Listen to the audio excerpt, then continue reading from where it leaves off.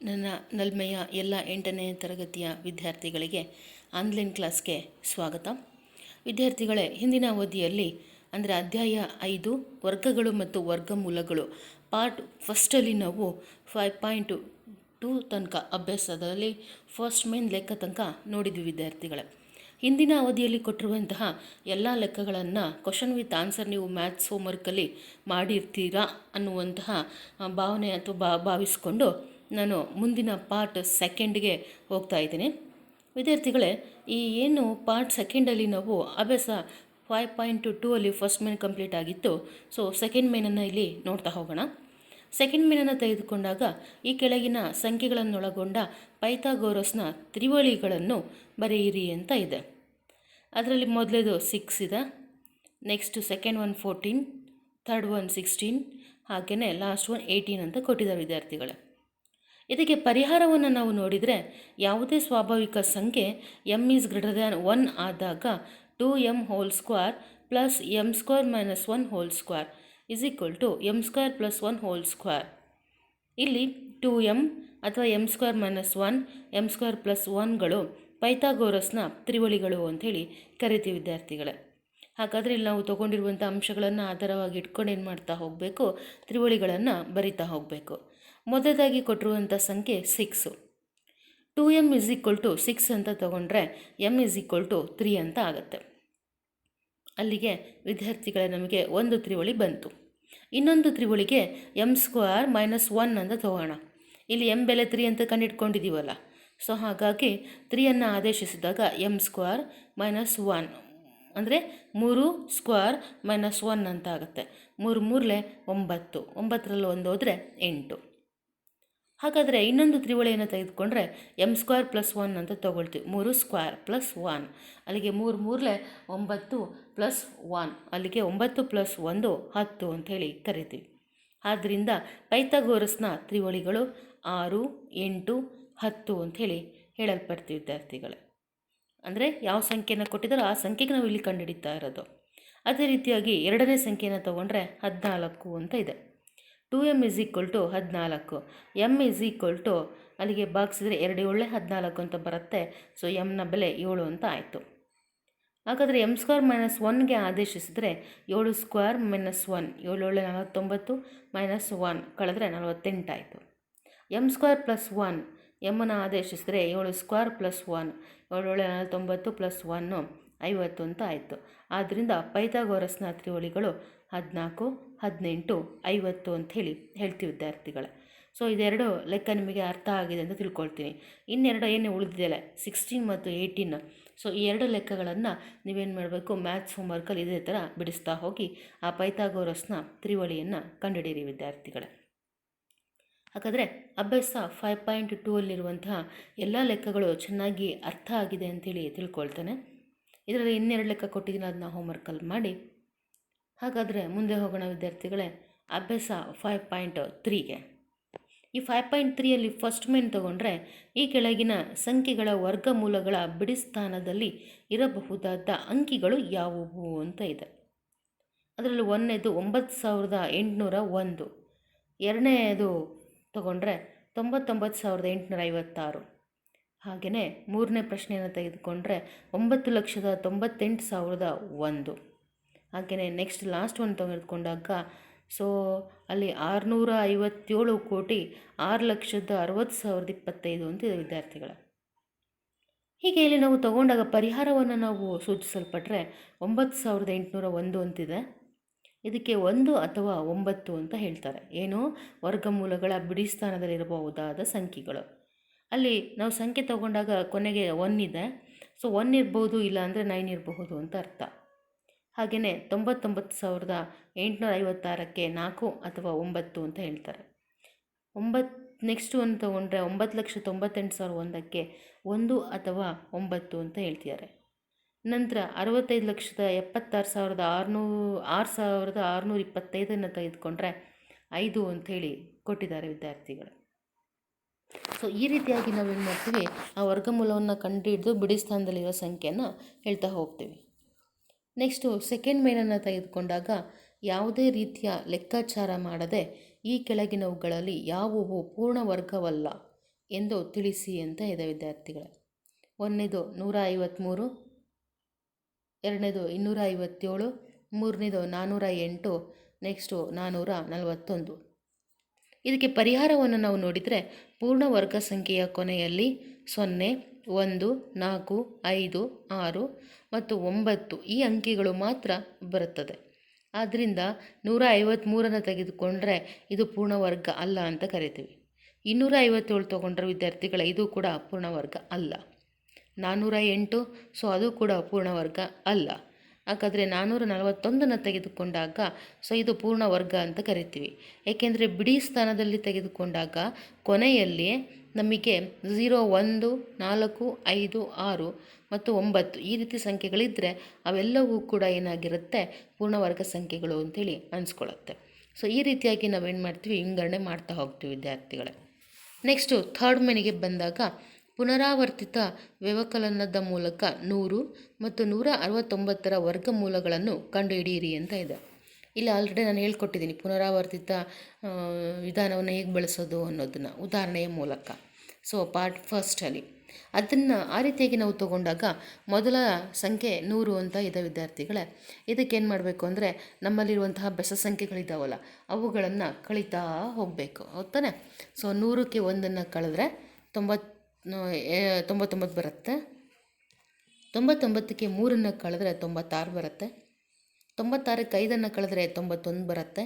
So ಎಲ್ಲಿ ತನಕ ಅಂದರೆ 0 ಬರೋ ತನಕ ಕಳೀತಾ ಹೋಗಬೇಕು ವಿದ್ಯಾರ್ಥಿಗಳೇ. 91ಕ್ಕೆ 7 ಕಳೆದ್ರೆ 84 ಬರುತ್ತೆ.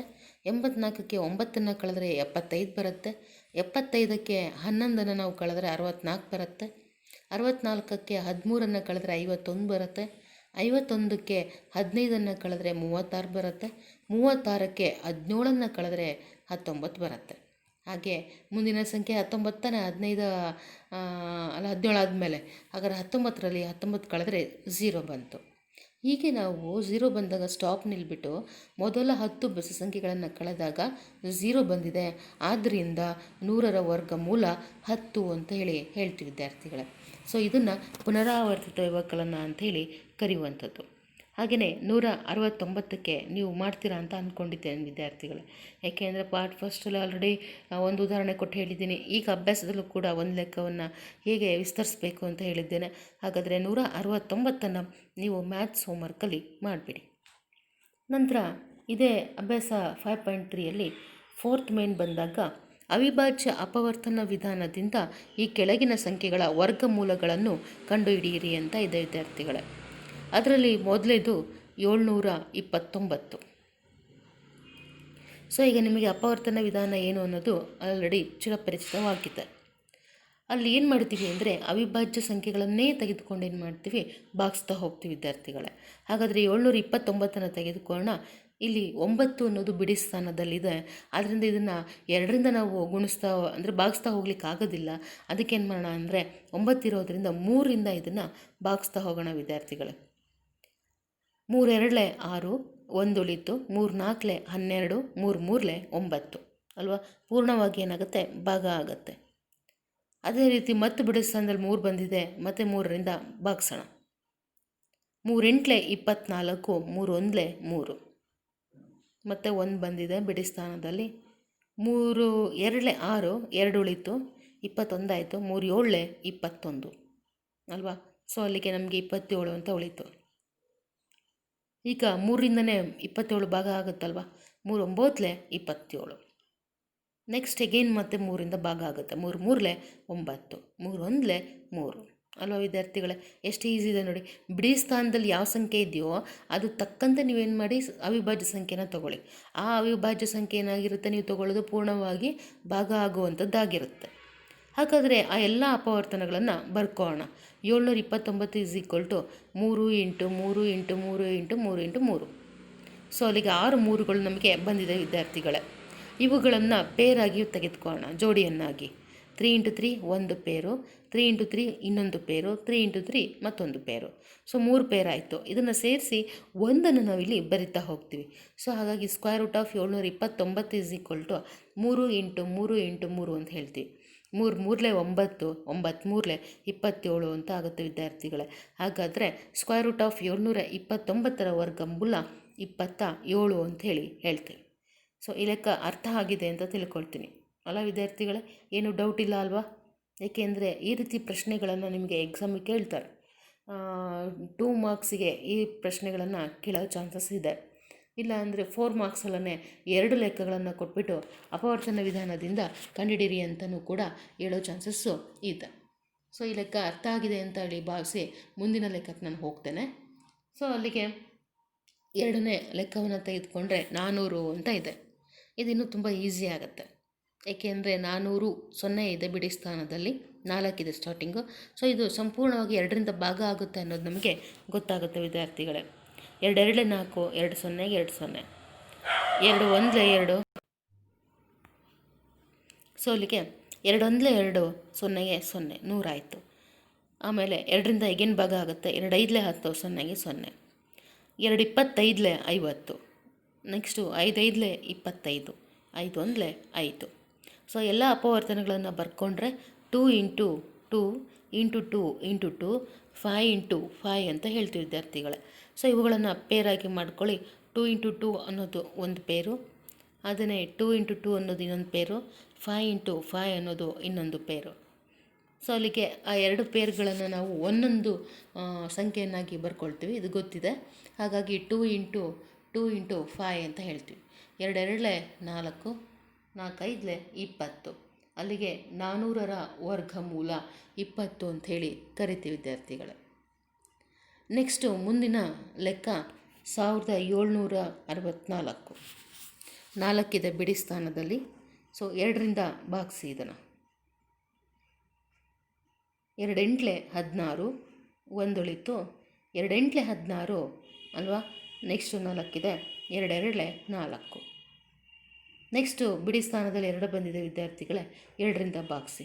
2 4 8, 2 4 8, 2 1 2. ಈಗ ಬಿಡಿ ಸ್ಥಾನದಲ್ಲಿ ಏನಾಯಿತು? 1 ಬಂತು. ಅದಕ್ಕೇನು ಮಾಡಬೇಕು? 1 ಇಲ್ಲ ಅಂದರೆ 3ರಿಂದ ಭಾಗಿಸ್ಬೇಕು.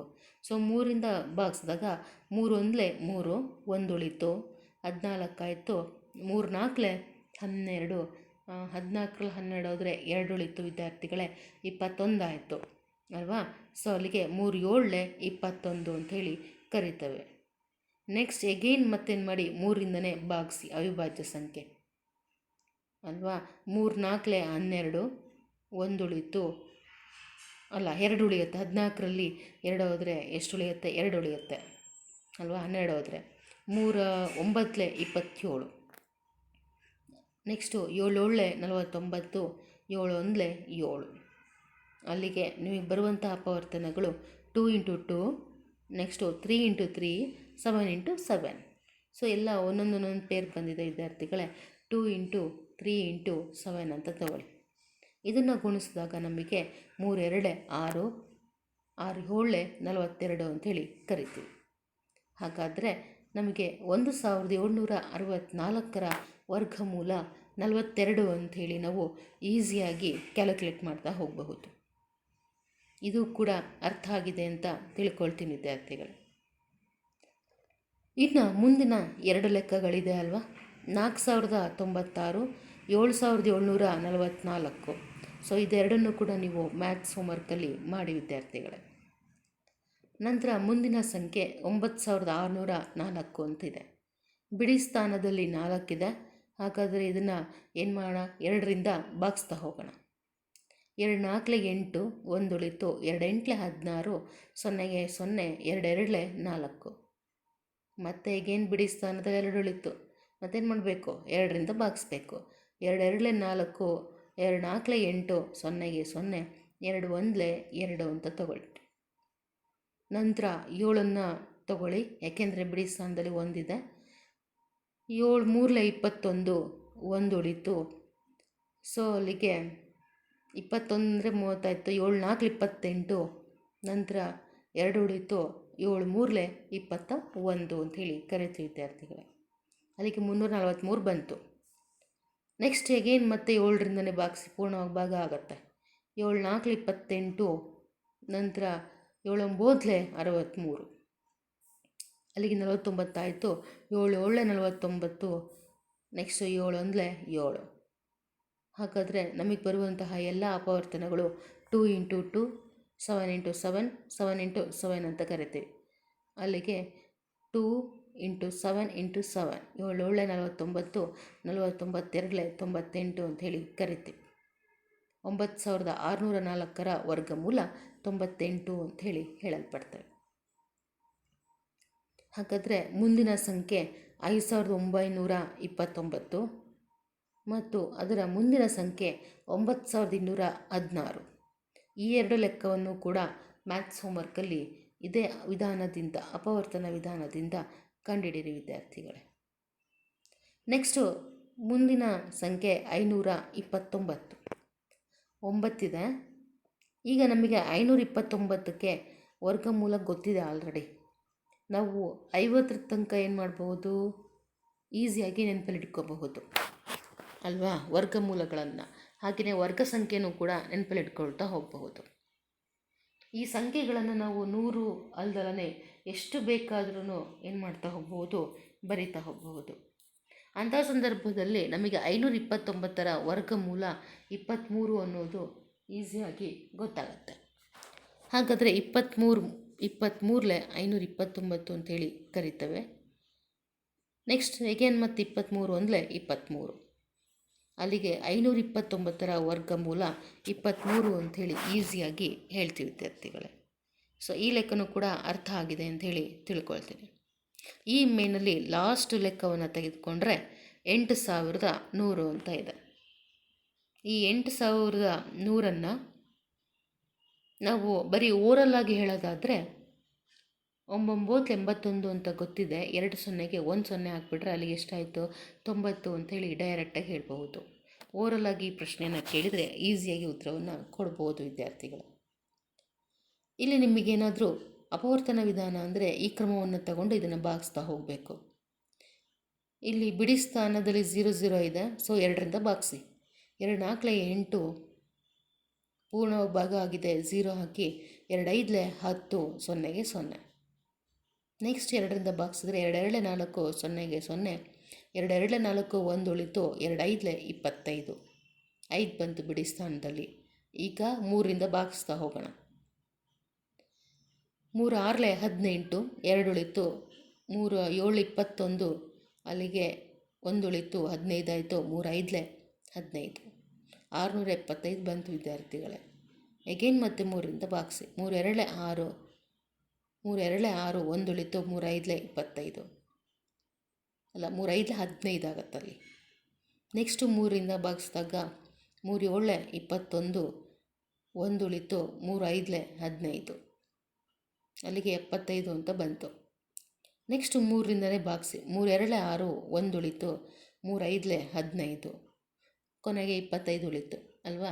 25ಕ್ಕೆ ವರ್ಗಮೂಲ ಗೊತ್ತಿದೆ. 5 5 25. ಸೊ ಡೈರೆಕ್ಟಾಗಿ ಬರಿಬೋದು. 5 5 25. 5 1 5. ಈ ಎಲ್ಲ ಅಪವರ್ತನಗಳನ್ನು ಬರ್ಕೊಂಡು ಪೇರಾಗಿ ಮಾಡಿದರೆ 2 ಇಂಟು 2 3 ಇಂಟು 3 3 ಇಂಟು 3 5 ಇಂಟು 5. ಈ ಪೇರ್ ಮಾಡಿರೋ ಸಂಖ್ಯೆಯನ್ನು ಒಂದು ಸಲ ಬರಿತೀವಿ ಅಲ್ವಾ ವಿದ್ಯಾರ್ಥಿಗಳೇ. ಹಾಗಾದರೆ 2 ಇಂಟು 3 ಇಂಟು 3 ಇಂಟು 5 ಅಂತ ಹೇಳ್ತೀವಿ. 3 2 6. 6 3 18. 18 5 90 ಅಂಥೇಳಿ ಕರಿತೀವಿ. ಸೊ ಈ ಲೆಕ್ಕನೂ ಕೂಡ ಅರ್ಥ ಆಗಿದೆ ಅಂಥೇಳಿ ಭಾವಿಸ್ತೀನಿ ವಿದ್ಯಾರ್ಥಿಗಳೇ. ಹಾಗಾದರೆ ನೆಕ್ಸ್ಟ್ ಮೇನನ್ನು ನಾವು ತೆಗೆದುಕೊಂಡಾಗ ಕೆಳಗಿನ ಸಂಖ್ಯೆಗಳನ್ನು ಪೂರ್ಣ ವರ್ಗ ಸಂಖ್ಯೆಗಳನ್ನಾಗಿ ಮಾಡಲು ಕನಿಷ್ಠ ಯಾವ ಪೂರ್ಣ ಸಂಖ್ಯೆಯಿಂದ ಗುಣಿಸಬೇಕೆಂದು ಕಂಡುಹಿಡಿಯಿರಿ ಮತ್ತು ನಂತರ ಪಡೆದ ವರ್ಗ ಸಂಖ್ಯೆಯ ವರ್ಗಮೂಲವನ್ನು ಕಂಡುಹಿಡಿಯಿರಿ ಅಂತ ಇದೆ. ಅದರಲ್ಲಿ 1ನೇದು 252, 180, 1008, 2028, 1458, 768 ಅಂತಿದೆ ವಿದ್ಯಾರ್ಥಿಗಳು. ಈಗ ಮೊದಲದಾಗಿ 252 ತೆಗೆದುಕೊಳ್ಳೋಣ. ಇದನ್ನು 2ರಿಂದ ಭಾಗಿಸೋಣ. 2 1 2, 2 2 4, 1 ಉಳಿತು. 2 6 12. ನೆಕ್ಸ್ಟು 2 6 12, 2 3 6, 3 2 6, 3 1 3, 21 ಉಳಿತು. 3 7 21, 7 1 7. ಸೊ ಈ ಎಲ್ಲ ಅಪವರ್ತನಗಳನ್ನು ಬರ್ಕೊಂಡ್ರೆ 2 ಇಂಟು 2 3 ಇಂಟು 3 ಇಂಟು 7. ಇಲ್ಲಿ 2 ಪೇರಿದೆ, 3 ಇಂಟು 3 ಪೇರಿದೆ. ಬಟ್ 7 ತಗೊಂಡಾಗ ಈ 7ಕ್ಕೆ ಜೋಡಿ ಇಲ್ಲ. ಹಾಗಾಗಿ ಇದು ಪೂರ್ಣ ವರ್ಗ ಅಲ್ಲ ಅನ್ನುವಂತಹ ಕನ್ಕ್ಲೂಷನ್ಗೆ ಬರ್ತೀವಿ ವಿದ್ಯಾರ್ಥಿಗಳೇ. ಪೂರ್ಣ ವರ್ಗ ಮಾಡಲು ಗುಣಿಸಬೇಕಾದ ಕನಿಷ್ಠ ಸಂಖ್ಯೆ ಯಾವುದು? 7. ಹಾಗಾದರೆ 252ಕ್ಕೆ 7 ಗುಣಿಸಿದರೆ ನಮಗೆ ಪೂರ್ಣ ವರ್ಗ ಸಂಖ್ಯೆ ಸಿಗುತ್ತೆ. ಅದೇ ಯಾವುದು? 1764 ಅಂಥೇಳಿ ಕರಿತೀವಿ ವಿದ್ಯಾರ್ಥಿಗಳೇ. ಅರ್ಥ ಆಯ್ತಲ್ಲ? ಇಲ್ಲಿ ತುಂಬ ಈಸಿ ಇದೆ. ಯಾವುದನ್ನು ಗುಣಿಸ್ಬೇಕು, ಗುಣಿಸಿದಾಗ ಬರೋದೇನಾಗಿರುತ್ತೆ ಪೂರ್ಣವರ್ಗ ಸಂಖ್ಯೆ ಅಂಥೇಳಿ ಕರಿತೇವೆ. ಅದೇ ರೀತಿಯಾಗಿ 180 ಮತ್ತು ಮುಂದಿನ ಸಂಖ್ಯೆ 1008. ಇದೇ ಮೆಥಡಲ್ಲಿ ಕಂಡುಹಿಡಿಯಿರಿ ವಿದ್ಯಾರ್ಥಿಗಳೇ. ನೆಕ್ಸ್ಟ್ ಇದೇ ಮೇನಲ್ಲಿ ಮುಂದಿನ ಸಂಖ್ಯೆ 2028. ಇದನ್ನು 2ರಿಂದ ಭಾಗಿಸ್ತಾ ಹೋಗೋಣ. 2 1 2 0 0, 2 1 2, 2 4 8. ನೆಕ್ಸ್ಟ್ 2ರಿಂದ ಭಾಗಿಸಿದ್ರೆ 2 5 10, ಪೂರ್ಣ ಭಾಗ ಆಗಿದೆ, ಹಾಗಾಗಿ 0 ಸೇರಿಸಿ 2 7 14. ನೆಕ್ಸ್ಟ್ 3 1 3, 2 ಉಳಿತು, 3 6 18. ನೆಕ್ಸ್ಟು 3 9 27, 169 ಅಂತ ಬಂತು. 169ರ ವರ್ಗಮೂಲ 13 ಅಂತ ಗೊತ್ತಿದೆ ವಿದ್ಯಾರ್ಥಿಗಳೇ. 13 13 161 69. ನೆಕ್ಸ್ಟು 13 1 13. ಇಲ್ಲಿ ಎಲ್ಲ ಅಪವರ್ತನಗಳನ್ನು ಬರ್ಕೊಂಡ್ರೆ 2 × 2 × 3 × 13 × 13. ಇಲ್ಲಿ 3ಕ್ಕೆ ಜೋಡಿ ಇಲ್ಲ, ಇದು ಪೂರ್ಣವರ್ಗ ಅಲ್ಲ ಅಂತ ಕರಿತೀವಿ. ಪೂರ್ಣವರ್ಗ ಮಾಡಲು ಗುಣಿಸಬೇಕಾದ ಕನಿಷ್ಠ ಸಂಖ್ಯೆ 3 ಅಂತ ಹೇಳ್ತೀವಿ. ಆ 3ನ್ನು ಗುಣಿಸ್ಬೇಕು ವಿದ್ಯಾರ್ಥಿಗಳೇ. ಯಾವುದಕ್ಕೆ? 2028ಕ್ಕೆ. ಅಲ್ಲಿಗೆ 6084 ಆಗುತ್ತೆ. ಹಾಗಾದರೆ 6084ಕ್ಕೆ ನಮಗೆ ಇರುವಂತಹ ವರ್ಗಮೂಲ 78 ಅಂತ ಹೇಳಿ ಕರೀತೇವೆ. ಅರ್ಥ ಆಗಿದೆಯಲ್ಲ ಇದು? ಓಕೆ, ನನ್ನ ಮುಂದಿನ ಸಂಖ್ಯೆ ಹೋಗ್ಬೋದಲ್ಲ? 1458 ಮತ್ತು 768. ಈ 2 ಲೆಕ್ಕವನ್ನು ಕೂಡ ವಿದ್ಯಾರ್ಥಿಗಳೇ ನಿಮ್ಮ ಮ್ಯಾಥ್ಸ್ ಹೋಮ್ವರ್ಕಲ್ಲಿ ಮಾಡಿಬಿಡಿ. ನಿಮಗೆ ಹೋಮ್ವರ್ಕ್ ಥರ ಕೊಟ್ಟಿದ್ದೇನೆ. ನೆಕ್ಸ್ಟು ಮುಂದಿನ ಮೇನನ್ನು ತೆಗೆದುಕೊಂಡ್ರೆ, ಕೆಳಗಿನ ಪ್ರತಿಯೊಂದು ಸಂಖ್ಯೆಗಳನ್ನು ಪೂರ್ಣವರ್ಗ ಸಂಖ್ಯೆಗಳನ್ನಾಗಿ ಮಾಡಲು ಕನಿಷ್ಠ ಯಾವ ಪೂರ್ಣ ಸಂಖ್ಯೆಯಿಂದ ಭಾಗಿಸಬೇಕೆಂದು ಕಂಡುಹಿಡಿಯಿರಿ ಮತ್ತು ನಂತರ ಪಡೆದ ವರ್ಗ ಸಂಖ್ಯೆಯ ವರ್ಗಮೂಲವನ್ನು ಕಂಡುಹಿಡಿಯಿರಿ ಅಂತಿದೆ. ಕೊಟ್ಟಿರೋ ಸಂಖ್ಯೆಗಳು 252, 2925, 396, 2645, 2800, 1620. ಸೊ ವಿದ್ಯಾರ್ಥಿಗಳೇ, ಈಗ ಇದರಲ್ಲಿ ಪರಿಹಾರವನ್ನು ನಾವು ನೋಡ್ತಾ ಹೋದರೆ, ಫಸ್ಟು ಲೆಕ್ಕವನ್ನು ತೆಗೆದುಕೊಂಡ್ರೆ 252 ಅಂತಿದೆ. 252ನ್ನು 2ರಿಂದ ಭಾಗಿಸ್ತಾ ಹೋಗಬೇಕು. 2 1 2, 2 2 4, ಆಮೇಲೆ 1 ಉಳಿತು, 2 6 12. ನೆಕ್ಸ್ಟ್ 2ರಿಂದ ಭಾಗಿಸಿ 2 6 12, 2 3 6, 63 ಆಯಿತು. ಸೊ 3ರಿಂದ ಭಾಗಿಸಿದಾಗ 3 2 6, 3 1 3, 21 ಬಂದಿದೆ. 3 7 21, 7 1 7 ಅಂಥೇಳಿ ನಾವು ಪೂರ್ಣವಾಗಿ ಭಾಗಿಸ್ತಾ ಹೋಗ್ತೇವೆ. ಇಲ್ಲಿ 252ನ್ನು ತಗೊಂಡಾಗ ಅಪವರ್ತನಗಳು 2 × 2 × 3 × 3 × 7. ಇಲ್ಲಿ 7ಕ್ಕೆ ಜೋಡಿ ಇಲ್ಲ, ಇದು ಪೂರ್ಣವರ್ಗ ಅಲ್ಲ ಅಂತ ಕರಿತೀವಿ. ಪೂರ್ಣವರ್ಗ ಮಾಡಲು ಭಾಗಿಸಬೇಕಾದ ಕನಿಷ್ಠ ಸಂಖ್ಯೆ 7 ಅಂತ ಹೇಳ್ತೀವಿ. 252 / 7 ತಗೊಂಡಾಗ 36 ಬರುತ್ತೆ ವಿದ್ಯಾರ್ಥಿಗಳೇ. ಇಲ್ಲಿ √36ರ ವರ್ಗಮೂಲ 6 ಅಂತ ಹೇಳ್ತೀವಿ. ಅಂದರೆ 3 2 6 ಅಂಥೇಳಿ ತೆಗೆದುಕೊಳ್ಳುವಂಥದ್ದು. ಅದೇ ರೀತಿಯಾಗಿ 2925ನ್ನು ತೆಗೆದುಕೊಂಡ್ರೆ, ಇದನ್ನು ಭಾಗಿಸಿದಾಗ ನಮಗೆ ಬರುವಂತಹ ಅಪವರ್ತನಗಳು 3 × 3 × 5 × 5 × 13. ವಿದ್ಯಾರ್ಥಿಗಳೇ, ಈಗ ಆಲ್ರೆಡಿ ನಾವು ಭಾಗಿಸೋದು ಹೇಗೆ ಅಂತ ನೋಡಿದ್ದೇವೆ. ಹಾಗಾಗಿ ಭಾಗಿಸಿರುವಂತಹ ಕ್ರಿಯೆ ಅಲ್ಲೇ ಕೊಟ್ಟಿದ್ದೀನಿ ನಾನು. ಹಾಗಾಗಿ ನಾನೇನು ಮಾಡಿದೆ, ಡೈರೆಕ್ಟ್ ಅಪವರ್ತನಗಳನ್ನು ತೆಗೆದುಕೊಂಡೆ. ಇಲ್ಲಿ 13ಕ್ಕೆ ಜೋಡಿ ಇಲ್ಲ, ಇದು ಪೂರ್ಣವರ್ಗ ಅಲ್ಲ ಅಂತ ಕರಿತೀವಿ. ಪೂರ್ಣವರ್ಗ ಮಾಡಲು ಭಾಗಿಸಬೇಕಾದ ಕನಿಷ್ಠ ಸಂಖ್ಯೆ 13 ಅಂಥೇಳಿ ಕರಿತೀವಿ ವಿದ್ಯಾರ್ಥಿಗಳೇ. ಅಂದರೆ 2925 ಏನು ಮಾಡಬೇಕು, 13ರಿಂದ ಭಾಗಿಸ್ಬೇಕು. ಹೀಗೆ ಭಾಗಿಸಿದಾಗ ಬರೋದು 225 ಅಂಥೇಳಿ ಬರುತ್ತೆ. 225ಕ್ಕೆ ವರ್ಗಮೂಲ ಅಂದರೆ ಅಲ್ಲಿ 13 ಬಿಡಬೇಕು. 3 × 5 ಉಳಿಯುತ್ತೆ. 5 3 15. ಹಾಗಾದರೆ 225ರ ವರ್ಗಮೂಲ 15 ಅಂಥೇಳಿ ಕರಿತೇವೆ. ಇದು ಲೆಕ್ಕ ಕೂಡ ಅರ್ಥ ಆಗಿದೆ ಅಂಥೇಳಿ ತಿಳ್ಕೊಳ್ತೀನಿ ವಿದ್ಯಾರ್ಥಿಗಳೇ.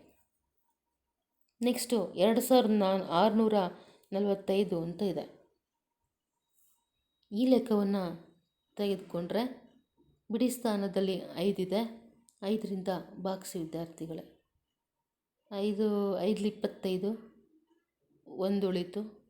5 2 10, 4 ಉಳಿತು. 5 9 45. ಸೊ ಇಲ್ಲಿಗೆ 529 ಅಂತ ಬಂತು ವಿದ್ಯಾರ್ಥಿಗಳೇ. ಈಗ ಆಲ್ರೆಡಿ ನಾವು 529ಕ್ಕೆ ವರ್ಗಮೂಲ ಕಂಡುಹಿಡಿದಿದ್ದೀವಿ, ಅದೇ 23. ಸೊ ಅಲ್ಲಿಗೆ 23 × 23 ಅಂದರೆ 529 ಆಯಿತು. 23 1 23. ಹಾಗಾದರೆ 2645ಕ್ಕೆ ನಮಗೆ ಬರುವಂತಹ ಅಪವರ್ತನಗಳು 5 × 23 × 23. ಇದರಲ್ಲಿ 5ಕ್ಕೆ ಏನಿಲ್ಲ, ಜೋಡಿಗಿಲ್ಲ ವಿದ್ಯಾರ್ಥಿಗಳೇ. ಹಾಗಾದರೆ ಇದನ್ನ ಪೂರ್ಣ ವರ್ಗ ಮಾಡಲು ಏನು ಮಾಡಬೇಕು? ಕನಿಷ್ಠ ಸಂಖ್ಯೆ 5ರಿಂದ ಭಾಗಿಸ್ಬೇಕು. ಯಾವುದನ್ನು? ದತ್ತ ಸಂಖ್ಯೆಯನ್ನು. 2645ನ್ನು 5ರಿಂದ ಭಾಗಿಸಿದ್ರೆ 529 ಅಂಥೇಳಿ ಬರುತ್ತೆ.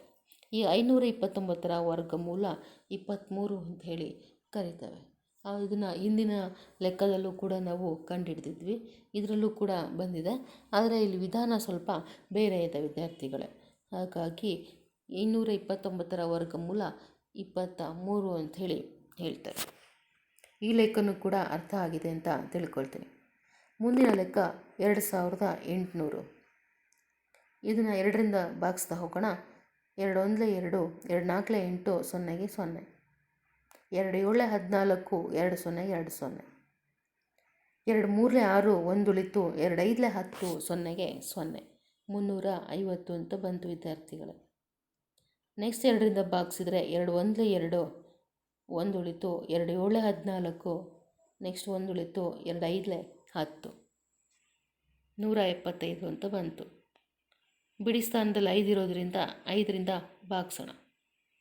5 3 15, ಸೊ 2 ಉಳಿತು. 5 5 25. ನೆಕ್ಸ್ಟ್ 5 7 35, 7 ಉಳಿತು. 7 1 7. ಎಲ್ಲ ಅಪವರ್ತನಗಳನ್ನು ತೊಗೊಂಡ್ರೆ 2 × 2, 2 × 2, 5 × 5 × 7. ಇಲ್ಲಿ 7ಕ್ಕೆ ಜೋಡಿ ಇಲ್ಲ, ಇದು ಪೂರ್ಣವರ್ಗ ಅಲ್ಲ. ಆದ್ದರಿಂದ ಪೂರ್ಣವರ್ಗ ಮಾಡಲು ಭಾಗಿಸಬೇಕಾದ ಕನಿಷ್ಠ ಸಂಖ್ಯೆ 7 ಅಂತ ಕರಿತೀವಿ ವಿದ್ಯಾರ್ಥಿಗಳೇ. 7ರಿಂದ ಭಾಗಿಸಿದ್ರೆ 400 ಅಂತ ಬರುತ್ತೆ ನಮಗೆ. ಏಕೆಂದರೆ 7 4 28, 2 0 2 0, 400 ಅಂತ ಉಳಿತು. ಹಾಗಾದರೆ ಈ 400ರ ವರ್ಗಮೂಲ 2 × 2 × 5, 2 2 4, 4 5 20 ಅಂಥೇಳಿ ಕರಿತೀವಿ. ಈ ರೀತಿಯಾಗಿ ನಾವು ಕಂಡುಹಿಡಿತಾ ಹೋಗ್ತೀವಿ ವಿದ್ಯಾರ್ಥಿಗಳು. ನೆಕ್ಸ್ಟ್ ಲಾಸ್ಟ್ ಲೆಕ್ಕ ತಗೊಂಡ್ರೆ 1620. ಇದನ್ನು ಕೂಡ ಅಪವರ್ತನ ವಿಧಾನದಿಂದ ಭಾಗಿಸ್ತಾ ಹೋಗೋಣ. 2ರಿಂದನೇ ಭಾಗಿಸೋಣ. 2 8 16, 2 1 2, 0ಗೆ 0. 2 4 8, ಪೂರ್ಣ ಭಾಗ ಆಗಿದೆ 0. 2 5 10.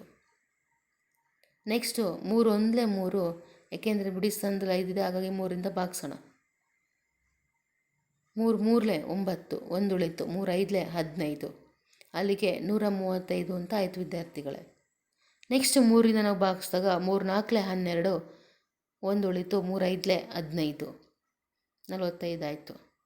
So next 3 15 45, 3 5 15, 5 1 5. ಈ ರೀತಿಯಾಗಿ ನಾವು ಸಂಖ್ಯೆಯನ್ನು ಭಾಗಿಸ್ತಾ ಹೋಗ್ತೇವೆ. ಬಂದಿರುವಂಥ ಅಪವರ್ತನಗಳು 2 × 2, 3 × 3, 3 × 3 × 5. ಇಲ್ಲಿ 5ಕ್ಕೆ ಜೋಡಿ ಇಲ್ಲ, ಇದು ಪೂರ್ಣವರ್ಗ ಅಲ್ಲ ಅಂತ ಕರಿತೀವಿ. ಹಾಗಾದರೆ ಪೂರ್ಣವರ್ಗ ಮಾಡಲು ಭಾಗಿಸಬೇಕಾದ ಕನಿಷ್ಠ ಸಂಖ್ಯೆ 5. 1620 ನಾವು 5ರಿಂದ ಭಾಗಿಸಿದಾಗ 324 ಬರುತ್ತೆ. ಹಾಗಾದರೆ 324ರ ವರ್ಗಮೂಲ 2 × 3 × 3, 3 2 6, 6 3 18 ಅಂಥೇಳಿ ಕರಿತೀವಿ ವಿದ್ಯಾರ್ಥಿಗಳೇ. ಸೊ ಈ ಲೆಕ್ಕ ಅರ್ಥ ಆಗಿದೆ ಅಂಥೇಳಿ ನಾನು ತಿಳ್ಕೊಳ್ತೇನೆ. ಹಾಗಾದರೆ ಮುಂದಿನ ವರ್ಕಿಂಗ್ ಲೆಕ್ಕವನ್ನು ತಗೊಂಡ್ರೆ ವಿದ್ಯಾರ್ಥಿಗಳೇ, ಈ ರೀತಿ ಲೆಕ್ಕವನ್ನು ಕೂಡ ಎಕ್ಸಾಮಲ್ಲಿ ಕೇಳೋ ಚಾನ್ಸಸ್ ಇರುತ್ತೆ. ಒಂದು ಶಾಲೆಯ 8ನೇ ತರಗತಿಯ ವಿದ್ಯಾರ್ಥಿಗಳು ಪ್ರಧಾನಮಂತ್ರಿಯವರ ರಾಷ್ಟ್ರೀಯ ಪರಿಹಾರ ನಿಧಿಗೆ ಒಟ್ಟು ರು 2401 ದಾನ ನೀಡಿದರು. ಆ ತರಗತಿಯಲ್ಲಿರುವ ಒಟ್ಟು ವಿದ್ಯಾರ್ಥಿಗಳ ಸಂಖ್ಯೆ ಎಷ್ಟು ರೂಪಾಯಿಗಳನ್ನು ಪ್ರತಿಯೊಬ್ಬ ವಿದ್ಯಾರ್ಥಿಯು ದಾನ ಮಾಡಿದರು? ಹಾಗಾದರೆ ಆ ತರಗತಿಯಲ್ಲಿರುವ ವಿದ್ಯಾರ್ಥಿಗಳ ಸಂಖ್ಯೆಯನ್ನು ಕಂಡುಹಿಡಿಯಿರಿ ಅಂತ ಇದೆ. ದೇಣಿಗೆ ನೀಡಿದಂಥ ಮೊತ್ತ ಎಷ್ಟು? 2401 ರೂಗಳು. ವಿದ್ಯಾರ್ಥಿಗಳ ಸಂಖ್ಯೆ ಗೊತ್ತಿಲ್ಲ ವಿದ್ಯಾರ್ಥಿಗಳೇ, ಅದನ್ನು ಎಕ್ಸ್ ಆಗಿರಲಿ ಅಂತೇಳಿ ತೆಗೆದುಕೊಳ್ಳೋಣ. ವಿದ್ಯಾರ್ಥಿಗಳ ಸಂಖ್ಯೆ ಎಕ್ಸ್ ಆದರೆ ದೇಣಿಗೆ ನೀಡಿರುವಂತಹ ಮೊತ್ತ x into x is equal to x square ಆಗುತ್ತೆ ವಿದ್ಯಾರ್ಥಿಗಳೇ. ಅಲ್ಲಿಗೆ x square is equal to 2401 ಅಂತ ತೊಗೊಳ್ತೀವಿ, ಹೌದಾನೆ? ಈಗ ಎಕ್ಸ್ ವ್ಯಾಲ್ಯೂ ಬೇಕು ನಮಗೆ. X is equal to root 2401 ಅಂತ ತೊಗೊಳ್ಳೋಣ. ಈಗ 2401ಕ್ಕೆ ಏನು ಮಾಡಬೇಕು? ಅಪವರ್ತನ ವಿಧಾನದಿಂದ ವರ್ಗಮೂಲವನ್ನು ಕಂಡುಹಿಡಿಬೇಕು. ಅದೇ ಏನಾಗಿರುತ್ತೆ? ಎಕ್ಸ್ನ ಬೆಲೆ ಅಂಥೇಳಿ ಕರಿತೀವಿ ವಿದ್ಯಾರ್ಥಿಗಳೇ. 2401 ತೊಗೊಂಡಾಗ 7ರಿಂದ ಭಾಗಿಸೋಣ. 7 3 21, ಸೊ ಅಲ್ಲಿಗೆ 7 4 28, ನಂತರ 7 3 21, 343 ಬರುತ್ತೆ. ನೆಕ್ಸ್ಟ್ ಅಗೇನ್ 7ರಿಂದ ಭಾಗಿಸಿದ್ರೆ 7 4 28, ಆಮೇಲೆ 7 9 63, 7 7 49, 7 ಅಂದರೆ 7. ಈ ಎಲ್ಲ ಅಪವರ್ತನ ಬರ್ಕೊಂಡಾಗ 7 ಇಂಟು 7 7 ಇಂಟು 7 ಅಂತ ಆಗುತ್ತೆ. ವಿದ್ಯಾರ್ಥಿಗಳ ಇದುಗಳನ್ನು ಪೇರ್ ಮಾಡಿದ್ರೆ 7 ಇಂಟು 7 ಆಯಿತು. ಅಲ್ಲಿಗೆ 7 7 49. ಆದ್ದರಿಂದ ಒಟ್ಟು ವಿದ್ಯಾರ್ಥಿಗಳ ಸಂಖ್ಯೆ 49 ಅಂಥೇಳಿ ಕರಿತೀವಿ. ಹಾಗಾದರೆ ವರ್ಕಿಂಗ್ ಲೆಕ್ಕನೂ ಕೂಡ ಈಸಿ ಆಯಿತು ಅಂತ ಭಾವಿಸ್ತೇನೆ ವಿದ್ಯಾರ್ಥಿಗಳೇ. ನೆಕ್ಸ್ಟು ಮುಂದಿನ ಲೆಕ್ಕವನ್ನು ತೆಗೆದುಕೊಳ್ಳೋಣ. ಒಂದು ಉದ್ಯಾನವನದಲ್ಲಿ 2015 ಸಸಿಗಳನ್ನು ಅಡ್ಡಸಾಲು ಸಂಖ್ಯೆ ಎಷ್ಟಿದೆಯೋ ಅಷ್ಟೇ ಸಸಿಗಳನ್ನು ಪ್ರತಿಯೊಂದು ಅಡ್ಡಸಾಲಿನಲ್ಲಿ ಇರುವಂತೆ ನೆಡಬೇಕು. ಹಾಗಾದರೆ ಅಡ್ಡಸಾಲುಗಳ ಸಂಖ್ಯೆ ಹಾಗೂ ಪ್ರತಿ ಅಡ್ಡಸಾಲಿನಲ್ಲಿರುವ ಸಸಿಗಳ ಸಂಖ್ಯೆ ಕಂಡುಹಿಡಿಯಿರಿ ಅಂತ ಇದೆ. ಒಟ್ಟು ಸಸಿಗಳು ಎಷ್ಟಿದ್ದಾವೆ? 2029 ಇದೆ ವಿದ್ಯಾರ್ಥಿಗಳೇ. ಅಡ್ಡಸಾಲುಗಳ ಸಂಖ್ಯೆ ಎಕ್ಸ್ ಆಗಿರಲಿ. ಪ್ರತಿ ಅಡ್ಡಸಾಲಿನಲ್ಲಿರುವ ಸಸಿಗಳು ಎಕ್ಸು. ಸೊ ಅಲ್ಲಿಗೆ ಎಕ್ಸ್ ಇಂಟು ಎಕ್ಸ್ ಅಂದರೆ ಎಕ್ಸ್ ಸ್ಕ್ವೇರ್ ಆಗುತ್ತೆ. X square is equal to 2025. ನಮಗೆ ಬೇಕಾಗಿರೋ ಬೆಲೆ ಎಕ್ಸ್ನ ಬೆಲೆ. So x is equal to square root of 2025 ಅಂತ ತೆಗೆದುಕೊಳ್ಳೋಣ. ಈ 2025ನ ವರ್ಗಮೂಲವನ್ನು ಕಂಡುಹಿಡಿತಾ ಹೋದರೆ ಅಪವರ್ತನ ಕ್ರಮದಿಂದ 3 6 18, ನೆಕ್ಸ್ಟ್ 3 7 21, ನಂತರ 1 ಉಳಿತು 3 5 15, 3 2 6, 3 2 6, 1 ಉಳಿತು 3 5 15, 225 ಅಂತ ಆಯಿತು ವಿದ್ಯಾರ್ಥಿಗಳೇ. ನೆಕ್ಸ್ಟ್ 3ರಿಂದ ಭಾಗಿಸಿದ್ರೆ 3 7 21, 1 ಉಳಿತು 3 5 15, ನೆಕ್ಸ್ಟ್ 3 2 6, 1 ಉಳಿತು 3 5 15, 25 ಬಂದಿದೆ. 25ರ ವರ್ಗಮೂಲ ಗೊತ್ತಿದೆ, 5 5 25, ನಂತರ 5 1 5. ಅಲ್ಲಿಗೆ ನಮಗೆ ಬರುವಂತಹ ಅಪವರ್ತನಗಳು 3 ಇಂಟು 3, 3 ಇಂಟು 3 ಇಂಟು 5 ಇಂಟು 5. ಹಾಗಾದರೆ 2025ರ ವರ್ಗಮೂಲ 3 ಇಂಟು 3 ಇಂಟು 5, 3 3 9, 9 5 45. ಆದ್ದರಿಂದ ಒಟ್ಟು ಸಸಿಗಳ ಸಂಖ್ಯೆ 45 ಅಂತ ಕರಿತೀವಿ ವಿದ್ಯಾರ್ಥಿಗಳೇ. ಹಾಗಾದರೆ ಪ್ರತಿ ಸಾಲಿನಲ್ಲಿ ನಾವು ಸಸಿಗಳ ಸಂಖ್ಯೆ ಎಷ್ಟಾಗ್ತವೆ? 45 ಅಂಥೇಳಿ ಕರಿತೇವೆ. ಈ ಲೆಕ್ಕನೂ ಕೂಡ ಅರ್ಥ ಆಗಿದೆ ಅಂಥೇಳಿ ಭಾವಿಸ್ತೇನೆ ವಿದ್ಯಾರ್ಥಿಗಳೇ. ನಂತರ ಮುಂದಿನ ಪ್ರಶ್ನೆಯನ್ನು ತೆಗೆದುಕೊಂಡ್ರೆ 9, 4, 9, 10ರಿಂದ ಭಾಗವಾಗುವ ಕನಿಷ್ಠ ವರ್ಗ ಸಂಖ್ಯೆಯನ್ನು ಕಂಡುಹಿಡಿಯಿರಿ ಅಂತ ಇದೆ. ಇಲ್ಲಿ ನಾವು ಏನು ಲಾಸಹ ಕ್ರಮದಿಂದ ಮಾಡ್ತೀವಲ್ಲ ಆ ಕ್ರಮವನ್ನು ತಗೋಬೇಕಾಗತ್ತೆ. ಈಗ ಇಲ್ಲಿ ಪರಿಹಾರವನ್ನು ನೋಡಿದರೆ 4, 9, 10ರ ಲಾಸಹವನ್ನು ಮೊದಲ ಹಂತದಲ್ಲಿ ಕಂಡುಹಿಡಿಬೇಕು ವಿದ್ಯಾರ್ಥಿಗಳೇ. 4, 9, 10 ಅಂತ ಬರ್ಕೊಳ್ಳೋಣ. ಸೊ ಲಾಸಹ ಕಂಡುಹಿಡಿದ್ರೆ 2 2 4 ಅಲ್ವಾ. ನೆಕ್ಸ್ಟು 2 9, ನಂತರ 5, ಹಾಗೆಯೇ ನಂತರ 2 1 2 ಆಗುತ್ತೆ. ನೆಕ್ಸ್ಟ್ 9 ಹಾಗೆ ಇರಲಿ 5, ನೆಕ್ಸ್ಟ್ 3 ತೊಗೊಂಡ್ರೆ 1, 3 3 9, 5 ಹಾಗೆ ಇರಲಿ. ನಂತರ 3 ತೊಗೊಂಡ್ರೆ 1 ಹಾಗೆ ಬರೀತೀವಿ, 3 1 3, ನಂತರ 5 ತೊಗೊಂಡ್ರೆ ಅದು ಹಾಗೆ ಇರಲಿ. ನೆಕ್ಸ್ಟ್ 5 ತೊಗೊಳ್ಳಿ, 1 1 1 ಅಂತ ಬಂತು ಅಲ್ಲ ವಿದ್ಯಾರ್ಥಿಗಳೇ. ಸೊ ಲಾಸಹವನ್ನು 2 ಇಂಟು 2 ಇಂಟು 3 ಇಂಟು 3 ಇಂಟು 5 ಅಂತ ಬರಿತೀವಿ. ಇಲ್ಲಿ ನಾವು ಸೈಡಲ್ಲಿ ಬರ್ಕೊಂಡಿದ್ದೀವಲ್ಲ ಅದನ್ನು ನಾವು ಅಪವರ್ತನಗಳು ಅಂಥೇಳಿ ಕರಿತೇವೆ. ಅಲ್ಲಿಗೆ ಗುಣಿಸಿದಾಗ 180 ಅಂತ ಬರುತ್ತೆ.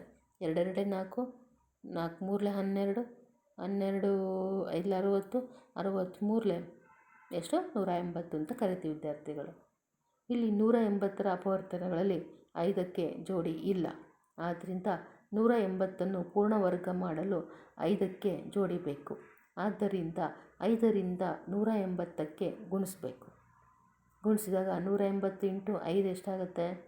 ವೆರಿ ಗುಡ್, 900 ಅಂತ ಬರುತ್ತೆ ವಿದ್ಯಾರ್ಥಿಗಳು.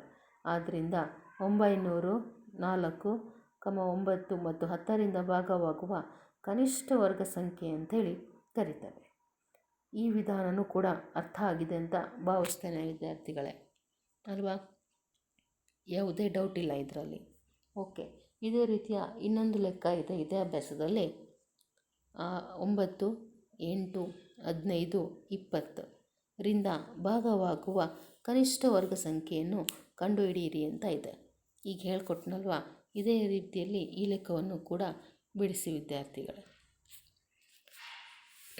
ಅಲ್ಲಿಗೆ ಅಭ್ಯಾಸ 5.3ಯಲ್ಲಿರುವ ಎಲ್ಲ ಪ್ರಶ್ನೆಗೂ ನಿಮಗೆ ಸೊಲ್ಯೂಷನ್ ಸಿಕ್ಕಿದೆ ಅಂತ ಭಾವಿಸ್ತೇನೆ. ಹಾಗೆಯೇ ನಾನು ಏನು ಕೊಟ್ಟಿದ್ದೀನಿ ಹಾಗೆ ಬೇಕಾಗಿರುವಂಥ ಉತ್ತರಗಳು ಇದರಲ್ಲಿ ಇದ್ದಾವೆ. ನೀವು ಪ್ರಾಂಪ್ಟಾಗಿ ನೋಡ್ದಲೇ ಲೆಕ್ಕವನ್ನು ಬಿಡಿಸಿ ಆಮೇಲೆ ಬೇಕಾದರೆ ನೀವು ವೆರಿಫೈ ಮಾಡ್ಕೊಳ್ಳಿ ವಿದ್ಯಾರ್ಥಿಗಳೇ. ನೆಕ್ಸ್ಟು ಮುಂದಿನ ಅಭ್ಯಾಸ 5.4.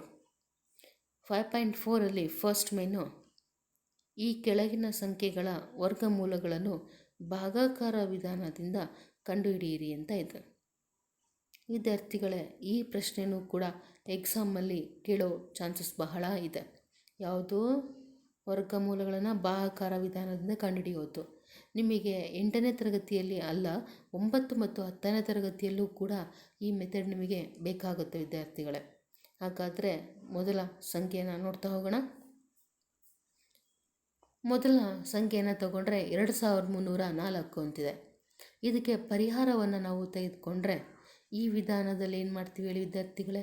ಬಿಡಿ ಸ್ಥಾನದಿಂದ 2 ಸಂಖ್ಯೆಯನ್ನು ತೆಗೆದುಕೊಂಡು ಪೇರಾಗಿ ಮಾಡ್ತೀವಿ, ಹೌದು ತಾನೆ? ಸೊ 0 4 ಪೇರ್ ಮಾಡಿದ್ದೀನಿ, ನೆಕ್ಸ್ಟ್ 23ರ ಪೇರ್ ಮಾಡಿದ್ದೀನಿ. ಈಗೇನು ಮಾಡಬೇಕು? ಇದನ್ನು ಸಮ ಅಪವರ್ತನದಿಂದ ಭಾಗಿಸ್ತಾ ಹೋಗಬೇಕು. 23 ಇದೆ, ನಾವು ಕಡಿಮೆ ಇದನ್ನೇ ತೆಗೆದುಕೊಳ್ಬೇಕು. 4 4 16, 23ರಲ್ಲಿ 16 ಹೋದರೆ 7 ಅಲ್ವಾ? ಆ 4ನ್ನು ಕೂಡಬೇಕು. 4 + 4 8 ಅಂತ ಆಯಿತು ವಿದ್ಯಾರ್ಥಿಗಳೇ. ಆ 0 4 ಅಂತ ಏನಿದೆಯಲ್ಲ ಅದನ್ನು ಕೆಳಗಿಳಿಸ್ಕೊಳ್ಳೋಣ. ಅಲ್ಲಿಗೆ 704 ಆಯಿತು. ಈಗ ನೆಕ್ಸ್ಟ್ ಸಮ ಅಪವರ್ತನನೇ ತಗೋಬೇಕು. ಇಲ್ಲ 704 ಬರಬೇಕು, ಇಲ್ಲ 704ಕ್ಕಿಂತ ಕಡಿಮೆ ಇರಬೇಕು. ಸೊ ಅಂತಹ ಅಪವರ್ತನವನ್ನು ತೆಗೆದುಕೊಂಡು ಗುಣಲಬ್ಧವನ್ನು ಬರಿಬೇಕಾಗತ್ತೆ ವಿದ್ಯಾರ್ಥಿಗಳೇ. ಹಾಗಾಗಿ ಏನು ಮಾಡ್ತೀನಿ, ನಾನು 8ನ್ನು ತೆಗೆದುಕೊಂಡಿದ್ದೇನೆ. ಸೊ 8ನ್ನು ಸೇರಿಸಿದರೆ 88 ಆಯಿತು. 88 704. ಸೊ 704 ಬಂತು, ಕಳೆದಾಗ 0 ಆಯಿತು. ಯಾವಾಗ ನಮಗೆ ಭಾಗಾಕಾರ ಕ್ರಿಯೆ ಮಾಡಬೇಕಾದ್ರೆ 0 ಬರುತ್ತೋ ಅಲ್ಲಿಗೆ ಈ ಕ್ರಿಯೆಯನ್ನು ನಿಲ್ಲಿಸಿ ಆ ಭಾಗಲಬ್ಧದಲ್ಲಿರೋದೇ ಏನಾಗಿರುತ್ತೆ ವಿದ್ಯಾರ್ಥಿಗಳೇ?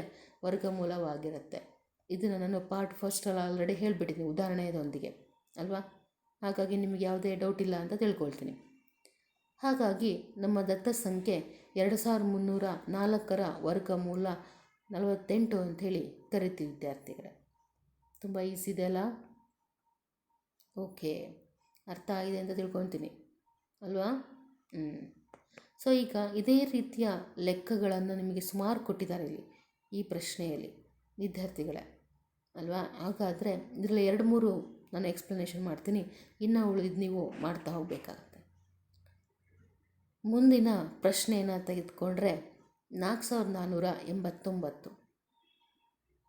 8 9ನ್ನು ಏನು ಮಾಡಿ ವಿದ್ಯಾರ್ಥಿಗಳೇ? ಪೇರಾಗಿ ಮಾಡ್ಕೊಳ್ಳಿ. 4 4 44 ಅಂತ ಪೇರ್ ಮಾಡಿ. ಸಮ ಅಪವರ್ತನ 6 6 36. 44ರಲ್ಲಿ 36 ಕಳೆದ್ರೆ 8. ಆ 6ನ್ನು ಕೂಡಿ ವಿದ್ಯಾರ್ಥಿಗಳೇ 12 ಅಂತ ಆಯಿತು. 89ನ್ನು ಕೆಳಗಿಳಿಸ್ಕೊಳ್ಳಿ. ಸೊ 889 ಅಂತ ಬಂತು ಅಲ್ವಾ? ಬಿಡಿ ಸ್ಥಾನದಲ್ಲಿ 9 ಇದೆ. ಈಗ ನಾವು ಸಮ ಅಪವರ್ತನ ತಗೋಬೇಕು. ಒಂದು 3 ಇಲ್ಲ ಅಂದರೆ 7. ಸೊ 3 ತೊಗೊಂಡ್ರೆ ಕಡಿಮೆ ಆಗುತ್ತೆ, ಹಾಗಾಗಿ 7ನ್ನು ತೆಗೆದುಕೊಳ್ಳೋಣ. 7ನ್ನು ತೆಗೆದುಕೊಂಡಾಗ 127 ಆಗುತ್ತೆ ವಿದ್ಯಾರ್ಥಿಗಳೇ. ಅಲ್ಲಿಗೆ 127 7 889 ಅಂತ ಬಂತು. ಸೊ ಅಲ್ಲಿಗೆ ಕಳೆದ್ರೆ 0 ಆಯಿತು. ಭಾಗಲಬ್ಧ ನಮಗೆ 67 ಬಂದಿದೆ. ಅದೇ ಏನಾಗಿರುತ್ತೆ, ಈ ದತ್ತ ಸಂಖ್ಯೆಯ ವರ್ಗಮೂಲ ಅಂತ ಕರಿತೀವಿ. ಅಲ್ಲಿಗೆ 4489 ವರ್ಗಮೂಲ 67 ಅಂಥೇಳಿ ಹೇಳುವಂಥದ್ದು. ಅರ್ಥ ಆಗಿದೆಯಲ್ಲ? ಓಕೆ. ಹಾಗಾದರೆ ಅರ್ಥ ಆಗಿದ್ದರೆ 3481, 529, 3249, 1369.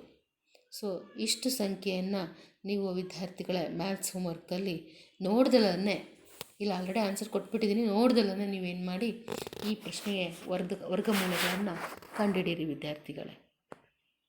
ಇದಾದಮೇಲೆ ಇದರ ಮುಂದಿನ ಸಂಖ್ಯೆ 5776. ಇದನ್ನು ತೆಗೆದುಕೊಂಡ್ರೆ ಬಿಡಿ ಸ್ಥಾನದಿಂದ 2 ಸಂಖ್ಯೆನ ತೊಗೊಂಡು ಪೇರ್ ಮಾಡಿ 76, 57. 57 ಇದೆ, ಸಮ ಅಪವರ್ತನ, 7 49.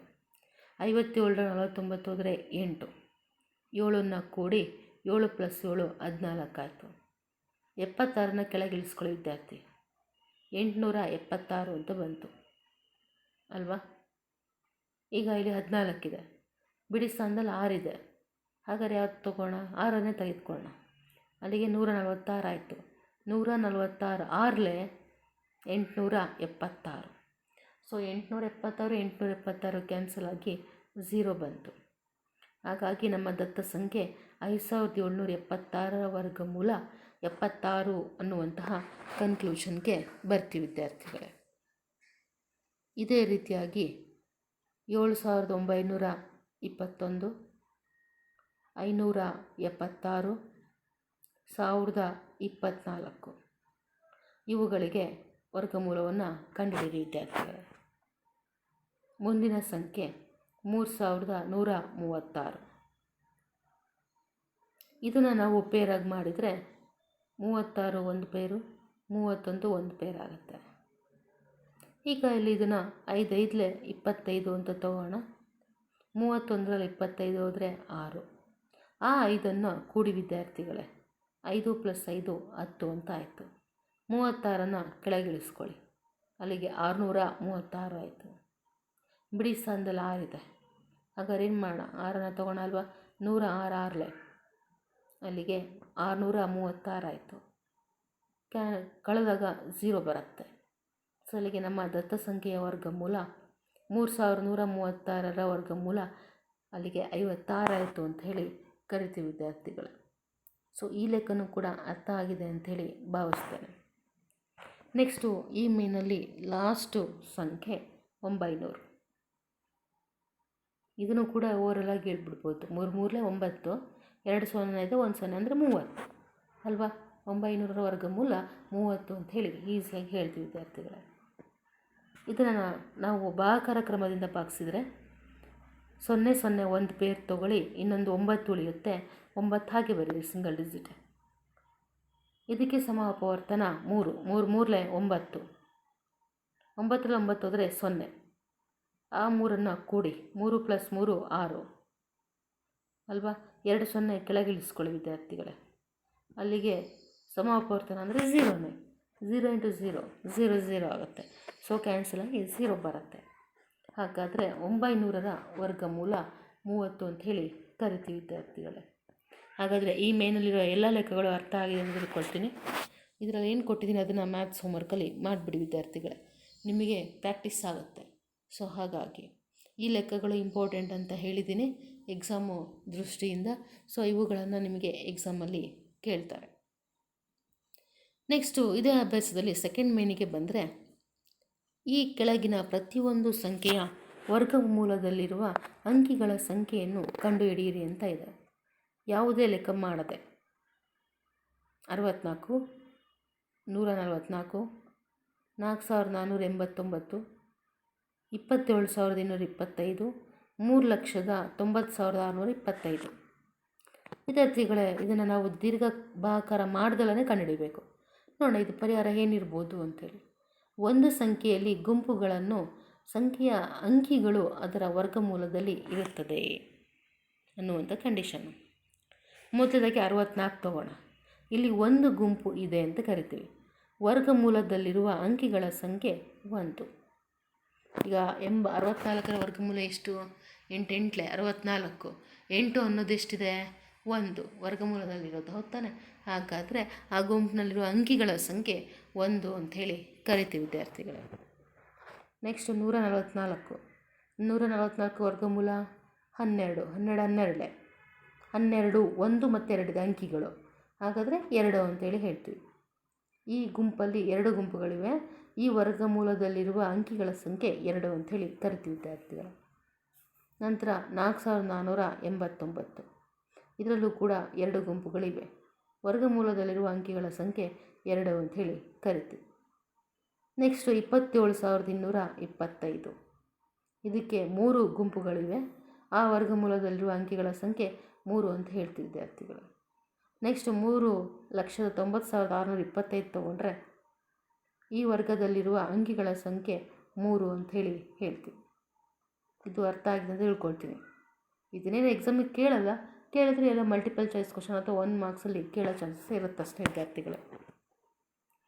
ನೆಕ್ಸ್ಟು 3rd ಮೇನಿಗೆ ಬರೋಣ. ವೆರಿ ಇಂಪಾರ್ಟೆಂಟ್ ಇರುವಂಥದ್ದು. ಕೆಳಗಿನ ದಶಮಾಂಶ ಸಂಖ್ಯೆಗಳ ವರ್ಗಮೂಲಗಳನ್ನು ಕಂಡುಹಿಡಿಯಿರಿ ಅಂತ ಇದೆ. ಅದರಲ್ಲಿ 1ನೇದು 2.56. ಈ 2.56ಗೆ ಪರಿಹಾರವನ್ನು ನಾವು ನೋಡಿದರೆ, ಈಗ ಆಲ್ರೆಡಿ ನಾವು ಭಾಗಾಕಾರ ಕ್ರಿಯೆಯನ್ನು ಮಾಡಿದ್ದೇವೆ. 2 ಸಂಖ್ಯೆಯನ್ನು ತೊಗೊಂಡು ಒಂದು ಪೇರಾಗಿ ಮಾಡ್ತೇವೆ. 5 6 ಒಂದು ಪೇರು, 2 ಹಾಗೆ ಉಳಿತು ಸಿಂಗಲ್ ಡಿಜಿಟ್, ಅದನ್ನ ಹಾಗೆ ಬರ್ಕೊಳ್ಳಿ ವಿದ್ಯಾರ್ಥಿಗಳು. ಸಮ ಅಪವರ್ತನ ಅಂದರೆ 1 ಅಷ್ಟೇ ಬರುತ್ತೆ. 2 ತೊಗೊಂಡ್ರೆ 2 4 ಜಾಸ್ತಿ ಆಗಿಬಿಡತ್ತೆ. ಹಾಗಾಗಿ 1 1 1, 2ರಲ್ಲಿ 1 ಹೋದರೆ 1 ಪ್ಲಸ್ 1 ಕೂಡಿ 1 + 1 2 ಆಯಿತು. 56 ಕೆಳಗಿಳಿಸ್ಕೊಳ್ಳಿ ವಿದ್ಯಾರ್ಥಿಗಳೇ. 156 ಅಂಥೇಳಿ ಬರುತ್ತೆ. ಬಿಡಿ ಸ್ಥಾನದಲ್ಲಿ 6 ಇರೋದ್ರಿಂದ 6 ತೊಗೊಳ್ಳೋಣ ಸಮ ಅಪವರ್ತನಾಗಿ. ಸೊ ಅಲ್ಲಿ 26 6 156, 0ಗೆ 0 ಆಯಿತು ಕಳೆದ್ರೆ. ಈಗ ಇಲ್ಲಿ ವಿದ್ಯಾರ್ಥಿಗಳೇ ಪಾಯಿಂಟನ್ನು ಇಡಬೇಕು ನಾವು. 2 ಸಂಖ್ಯೆ ಆದಮೇಲೆ ಪಾಯಿಂಟ್ ಇದೆ. ಸೊ 2 ಸಂಖ್ಯೆ ಅಂದಾಗ 1 ಅಂತೇಳಿ ಕನ್ಸಿಡರ್ ಮಾಡ್ತೀವಿ ನಾವು. ಹಾಗಾದರೆ ಏನು ಮಾಡೋಣ? 16 ಅಂತಿದೆಯಲ್ಲ, ಅಲ್ಲಿ 6 ಆದಮೇಲೆ ಪಾಯಿಂಟನ್ನು ಇಡೋಣ ವಿದ್ಯಾರ್ಥಿಗಳೇ. ಸೊ ಅಲ್ಲಿಗೆ ನಾವು ಇಟ್ಟಾಗ 1.6 ಅಂತ ಆಯ್ತದು. ಅದೇನದು? ನಮ್ಮ ದತ್ತ ಸಂಖ್ಯೆ 2.56 ಇದೆಯಲ್ಲ, ಇದರ ವರ್ಗಮೂಲ 1.6 ಅಂತ ಹೇಳಿ ಕರೀತೇವೆ. ಸೊ ಇದು ಕೂಡ ಅರ್ಥ ಆಗಿದೆ ಅಂಥೇಳಿ ಭಾವಿಸ್ತೇನೆ ವಿದ್ಯಾರ್ಥಿಗಳೇ. ನೆಕ್ಸ್ಟ್ 2ನೇ ಲೆಕ್ಕಕ್ಕೆ ಬಂದಾಗ 7.29. 2 ಸಂಖ್ಯೆ ಸೇರಿಸಿ ಪೇರನ್ನು ಮಾಡಿ 7 ಸಿಂಗಲ್ ಡಿಜಿಟ್ ಉಳಿಯುತ್ತೆ. 2 2 4, 7ರಲ್ಲಿ 4 ಹೋದರೆ 3. ಆ 2 ಕೂಡಿ 2 + 2 4 ಆಯಿತು. 2 9 ಕೆಳಗೆ ಇಳಿಸ್ಕೊಳ್ಳಿ ವಿದ್ಯಾರ್ಥಿಗಳೇ. 329 ಆಯಿತು. ಬಿಡಿ ಸ್ಥಾನದಲ್ಲಿ 9 ಇದೆ, ಹಾಗಾದರೆ ಸಮ ಅಪವರ್ತನ 7 ತೊಗೋಬೇಕಾಗತ್ತೆ. 47 7 329. 329ರಲ್ಲಿ 329 ಹೋದರೆ 0 ಆಯಿತು ಅಲ್ವಾ? ಸೊ ಅಲ್ಲಿಗೆ ನಾವು 0 ಬಂದಿದೆ. ಭಾಗಲಬ್ಧ ಉಳಿದಿರೋದು 27, ದಶಮಾಂಶ ರೂಪ ಅಲ್ವಾ? ಹಾಗೆ ಪಾಯಿಂಟ್ ಇಡಬೇಕು ತಾನೆ.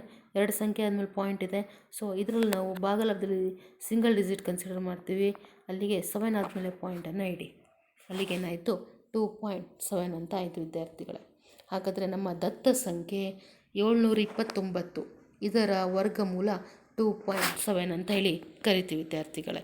ಸೊ ಈ ಲೆಕ್ಕನೂ ಕೂಡ ಅರ್ಥ ಆಗಿದೆ ಅಂಥೇಳಿ ಭಾವಿಸ್ತೇನೆ. ಮುಂದಿನ ಸಂಖ್ಯೆಗಳು 51.84, 42.25, 31.36. ಈ 3 ಲೆಕ್ಕಗಳನ್ನು ಕೂಡ ವಿದ್ಯಾರ್ಥಿಗಳೇ ನಿಮ್ಮ ಮ್ಯಾಥ್ಸ್ ಹೋಮ್ವರ್ಕಲ್ಲಿ ಮಾಡಿ ನಿಮಗೆ ಪ್ರಾಕ್ಟೀಸ್ ಆಗುತ್ತೆ. ಇಲ್ಲಿ ಎಲ್ಲ ಲೆಕ್ಕಗಳನ್ನು ಹೇಳ್ತಾ ಹೋಗ್ಬೋದು ನಾನು, ಆದರೆ ಮುಖ್ಯವಾಗಿ ಇಲ್ಲಿ ಕಲಿಬೇಕಾಗಿರೋದು ನೀವು. ಹಾಗಾದರೆ ನೀವು ಆ ಲೆಕ್ಕಗಳನ್ನು ಪದೇ ಪದೇ ಪ್ರಾಕ್ಟೀಸ್ ಮಾಡಿದಾಗ ಮಾತ್ರ ನೀವು ಆ ಲೆಕ್ಕಗಳನ್ನು ಬರೆಯುವಂತಹ ಸಾಮರ್ಥ್ಯ ಬೆಳೆಸ್ಕೊಳ್ತೀರ ವಿದ್ಯಾರ್ಥಿಗಳೇ. ಆ ಉದ್ದೇಶದಿಂದ ಈ 3 ಲೆಕ್ಕಗಳನ್ನು ಇದೇ ರೀತಿಯಾಗಿ ಮ್ಯಾಥ್ಸ್ ಹೋಮ್ವರ್ಕಲ್ಲಿ ಮಾಡಿಬಿಡಿ. ಓಕೆ ವಿದ್ಯಾರ್ಥಿಗಳೇ, ನೆಕ್ಸ್ಟ್ ಮೇನ್ ಬಂದರೆ ಕೆಳಗಿನ ಪ್ರತಿಯೊಂದು ಸಂಖ್ಯೆಯನ್ನು ಒಂದು ಪೂರ್ಣ ವರ್ಗ ಸಂಖ್ಯೆಯನ್ನಾಗಿ ಮಾಡಲು ಅದರಿಂದ ಕಳೆಯಬೇಕಾದ ಕನಿಷ್ಠ ಸಂಖ್ಯೆಯನ್ನು ಕಂಡುಹಿಡಿಯಿರಿ ಅಂತ ಇದೆ. ಮತ್ತು ಆ ರೀತಿ ಪಡೆದ ಪೂರ್ಣ ವರ್ಗದ ವರ್ಗಮೂಲವನ್ನು ಕಂಡುಹಿಡಿಯಿರಿ ಅಂತ ಇದೆ. ಅದರಲ್ಲಿ ಮೊದಲನೇ ಲೆಕ್ಕ 402. ಇದನ್ನೇನು ಮಾಡಬೇಕು, ಭಾಗ ಕ್ರಮದಿಂದಲೇ ಭಾಗಿಸ್ಬೇಕು. ಪೇರಾಗಿ ತಗೊಳ್ಳಿ, ಗೊತ್ತಿದೆ ಇದು. 2 2 4, 4 4 ಹೋದರೆ 0, ಪ್ಲಸ್ 2 ಕೂಡಿ ವಿದ್ಯಾರ್ಥಿಗಳು 2 + 2 4 ಆಯಿತು. ನೆಕ್ಸ್ಟು 0 2 ಇದೆಲ್ಲ ಕೆಳಗಿಳಿಸ್ಕೊಳ್ಳಿ. ಈಗ ಅಲ್ಲಿ 0 2 ಅನ್ನೋದು ಪೂರ್ಣವಾಗಿ ಭಾಗ ಆಗಲ್ಲ ಯಾವುದರಿಂದಲೂ. ಅದಕ್ಕೇನು ಮಾಡೋಣ, ಸಮಾಪವರ್ತನೇ ಇಲ್ಲ, 0ನೇ ಹಾಕೋಣ. 40 × 0 0 ಆಯಿತು. ಅಲ್ಲಿಗೆ ಶೇಷ ಏನು ಉಳಿಯುತ್ತೆ, 2 ಉಳಿಯುತ್ತೆ ವಿದ್ಯಾರ್ಥಿಗಳೇ. ಆದ್ದರಿಂದ ಶೇಷ 2ನ್ನು 402ರಿಂದ ಕಳೆದಾಗ ಅದು ಪೂರ್ಣವರ್ಗವಾಗುತ್ತೆ. ಇಲ್ಲಿ ನಮಗೆ ಕಂಡೀಷನ್ ಕೊಟ್ಟಿದ್ದಾರೆ, ಕಳೆಯಬೇಕಾದ ಕನಿಷ್ಠ ಸಂಖ್ಯೆ ಕಂಡುಹಿಡಿಯಿರಿ ಅಂತೇಳಿ. ಹಾಗಾದರೆ ಶೇಷ ಏನು ಉಳಿಯುತ್ತೆ ಅದನ್ನು ದತ್ತ ಸಂಖ್ಯೆಯಲ್ಲಿ ಕಳೆದ್ಬಿಡಿ. ಬರೋದೇನಾಗಿರುತ್ತೆ, ಪೂರ್ಣವರ್ಗ ಸಂಖ್ಯೆ ಆಗಿರುತ್ತೆ. ಅಂದರೆ ಅದು ವರ್ಗಮೂಲವನ್ನು ಹೊಂದಿದೆ ಅಂತ ಅರ್ಥ. 402ರಲ್ಲಿ 2 ಹೋದರೆ 400 ಉಳಿತು ವಿದ್ಯಾರ್ಥಿಗಳೇ. ಈಗ 400ರ ವರ್ಗಮೂಲ ಗೊತ್ತಿದೆ ಅಲ್ವಾ, ನಾವು ಇಂದಿನ ಮೇನಲ್ಲೆಲ್ಲ ಮಾಡಿದ್ವಿ ವರ್ಗಮೂಲ ಕಂಡುಹಿಡಿಯೋದನ್ನು, ಅಪವರ್ತನ ವಿಧಾನ. ಸೊ ಹಾಗಾದರೆ 400ರ ವರ್ಗಮೂಲ ಎಷ್ಟು, 20 ಅಂಥೇಳಿ ಹೇಳ್ತೀವಿ ವಿದ್ಯಾರ್ಥಿಗಳೇ. ಇದು ಕೂಡ ಅರ್ಥ ಆಗಿದೆ ಅಂತ ಭಾವಿಸ್ತಾನೆ. ನೆಕ್ಸ್ಟು ಮುಂದಿನ ಲೆಕ್ಕ 1989. ಇದನ್ನು ಪೇರಾಗಿ ತಗೊಳ್ಳಿ. 89 19, 4 4 16, 19 16 ಹೋದರೆ 3, 4 ಕೂಡಿ 8 ಆಯಿತು. 89ನ ಕೆಳಗಿಳಿಸ್ಕೊಳ್ಳಿ ವಿದ್ಯಾರ್ಥಿಗಳೇ, 389 ಆಯಿತು. ನೆಕ್ಸ್ಟು 4ನೇ ತಗೊಳ್ಳಿ, ಏಕೆಂದರೆ ಬೇರೆ ಸಂಖ್ಯೆ ತೊಗೊಂಡ್ರೆ ಜಾಸ್ತಿ ಆಗಿಬಿಡುತ್ತೆ. 84 4 336, ಕಳೆದ್ರೆ 53 ಅಂತ ಬಂತು ಶೇಷ. ಇದನ್ನೇನು ಮಾಡಬೇಕೀಗ, ದತ್ತ ಸಂಖ್ಯೆಯಲ್ಲಿ ಕಳಿಬೇಕು. ಆದ್ದರಿಂದ ಶೇಷ 53ನ್ನು 1989ರಿಂದ ಕಳೆದಾಗ ಅದು ಪೂರ್ಣವರ್ಗ ಆಗುತ್ತೆ. 1989 53 ಮೈನಸ್ 1936 ಆಯಿತು ವಿದ್ಯಾರ್ಥಿಗಳೇ. ಅದರ ವರ್ಗಮೂಲ 44 ಅಂಥೇಳಿ ಕರಿತೇವೆ. ಹಾಗಾದರೆ ಈ 2 ಲೆಕ್ಕಗಳು ಸಂಪೂರ್ಣವಾಗಿ ನಿಮಗೆ ಅರ್ಥ ಆಗಿದೆ ಅಂತ ಭಾವಿಸಿ, ಉಳಿದಿರೋ ಲೆಕ್ಕಗಳು 3250, 825, 4000. ಸೊ ಇದೇ ಟೈಪಲ್ಲೇ ವಿದ್ಯಾರ್ಥಿಗಳೇ ನೀವು ಮ್ಯಾಥ್ಸ್ ಹೋಮ್ವರ್ಕಲ್ಲಿ ಮಾಡಿಬಿಡಿ. ಓಕೆ. ನಂತರ ಲಾಸ್ಟ್ ಮೇನನ್ನು ತೆಗೆದುಕೊಂಡ್ರೆ, ಕೆಳಗಿನ ಪ್ರತಿಯೊಂದು ಸಂಖ್ಯೆಯನ್ನು ಒಂದು ಪೂರ್ಣ ವರ್ಗ ಸಂಖ್ಯೆಯನ್ನಾಗಿ ಮಾಡಲು ಅವುಗಳಿಗೆ ಕೂಡಬೇಕಾದ ಕನಿಷ್ಠ ಸಂಖ್ಯೆ ಕಂಡುಹಿಡಿಯಿರಿ. ಇದುವರೆಗೂ ಕಳೆಯಬೇಕಾದ ಸಂಖ್ಯೆ ಕಂಡುಹಿಡಿದ್ವಿ. ಇದೇ ಕ್ರಮದಲ್ಲಿ ಏನು ಮಾಡೋದು ವಿದ್ಯಾರ್ಥಿಗಳೇ, ಕೂಡಬೇಕಾಗಿರೋ ಕನಿಷ್ಠ ಸಂಖ್ಯೆ ಯಾವುದು ಅಂತ ಕಂಡುಹಿಡಿಬೇಕಷ್ಟೇ. ಸೊ ಅದಕ್ಕೂ ಇದಕ್ಕಿರುವಂಥ ವ್ಯತ್ಯಾಸ. ಮತ್ತು ಆ ರೀತಿ ಪಡೆದ ಪೂರ್ಣವರ್ಗದ ವರ್ಗಮೂಲವನ್ನು ಕಂಡುಹಿಡಿಯಿರಿ ಅಂತ ಹೇಳಿದ್ದಾರೆ ವಿದ್ಯಾರ್ಥಿಗಳೇ. ಅದರಲ್ಲಿ ಫಸ್ಟ್ ಲೆಕ್ಕ ತಗೊಂಡ್ರೆ 525. ಏನು ಮಾಡಬೇಕು, ಪೇರಾಗಿ ಮಾಡಬೇಕು ತಾನೆ. 2 5 1 ಪೇರು, ಸಿಂಗಲ್ ಡಿಜಿಟ್ ಉಳಿತು 5. ಇದಕ್ಕೆ ಸಮ ಅಪವರ್ತನ 2 2 4, 5ರಲ್ಲಿ 4 ಹೋದರೆ 1. ಆ +2ನ ಕೂಡಿ ವಿದ್ಯಾರ್ಥಿಗಳೇ, 2 + 2 4 ಆಯಿತು. 25ನ ಕೆಳಗಿಳಿಸ್ಕೊಳ್ಳಿ, 125 ಅಂತ ಆಯಿತು. ಈಗ ಇಲ್ಲಿ 42 ಎರಡನೇ ತೊಗೋಬೇಕು.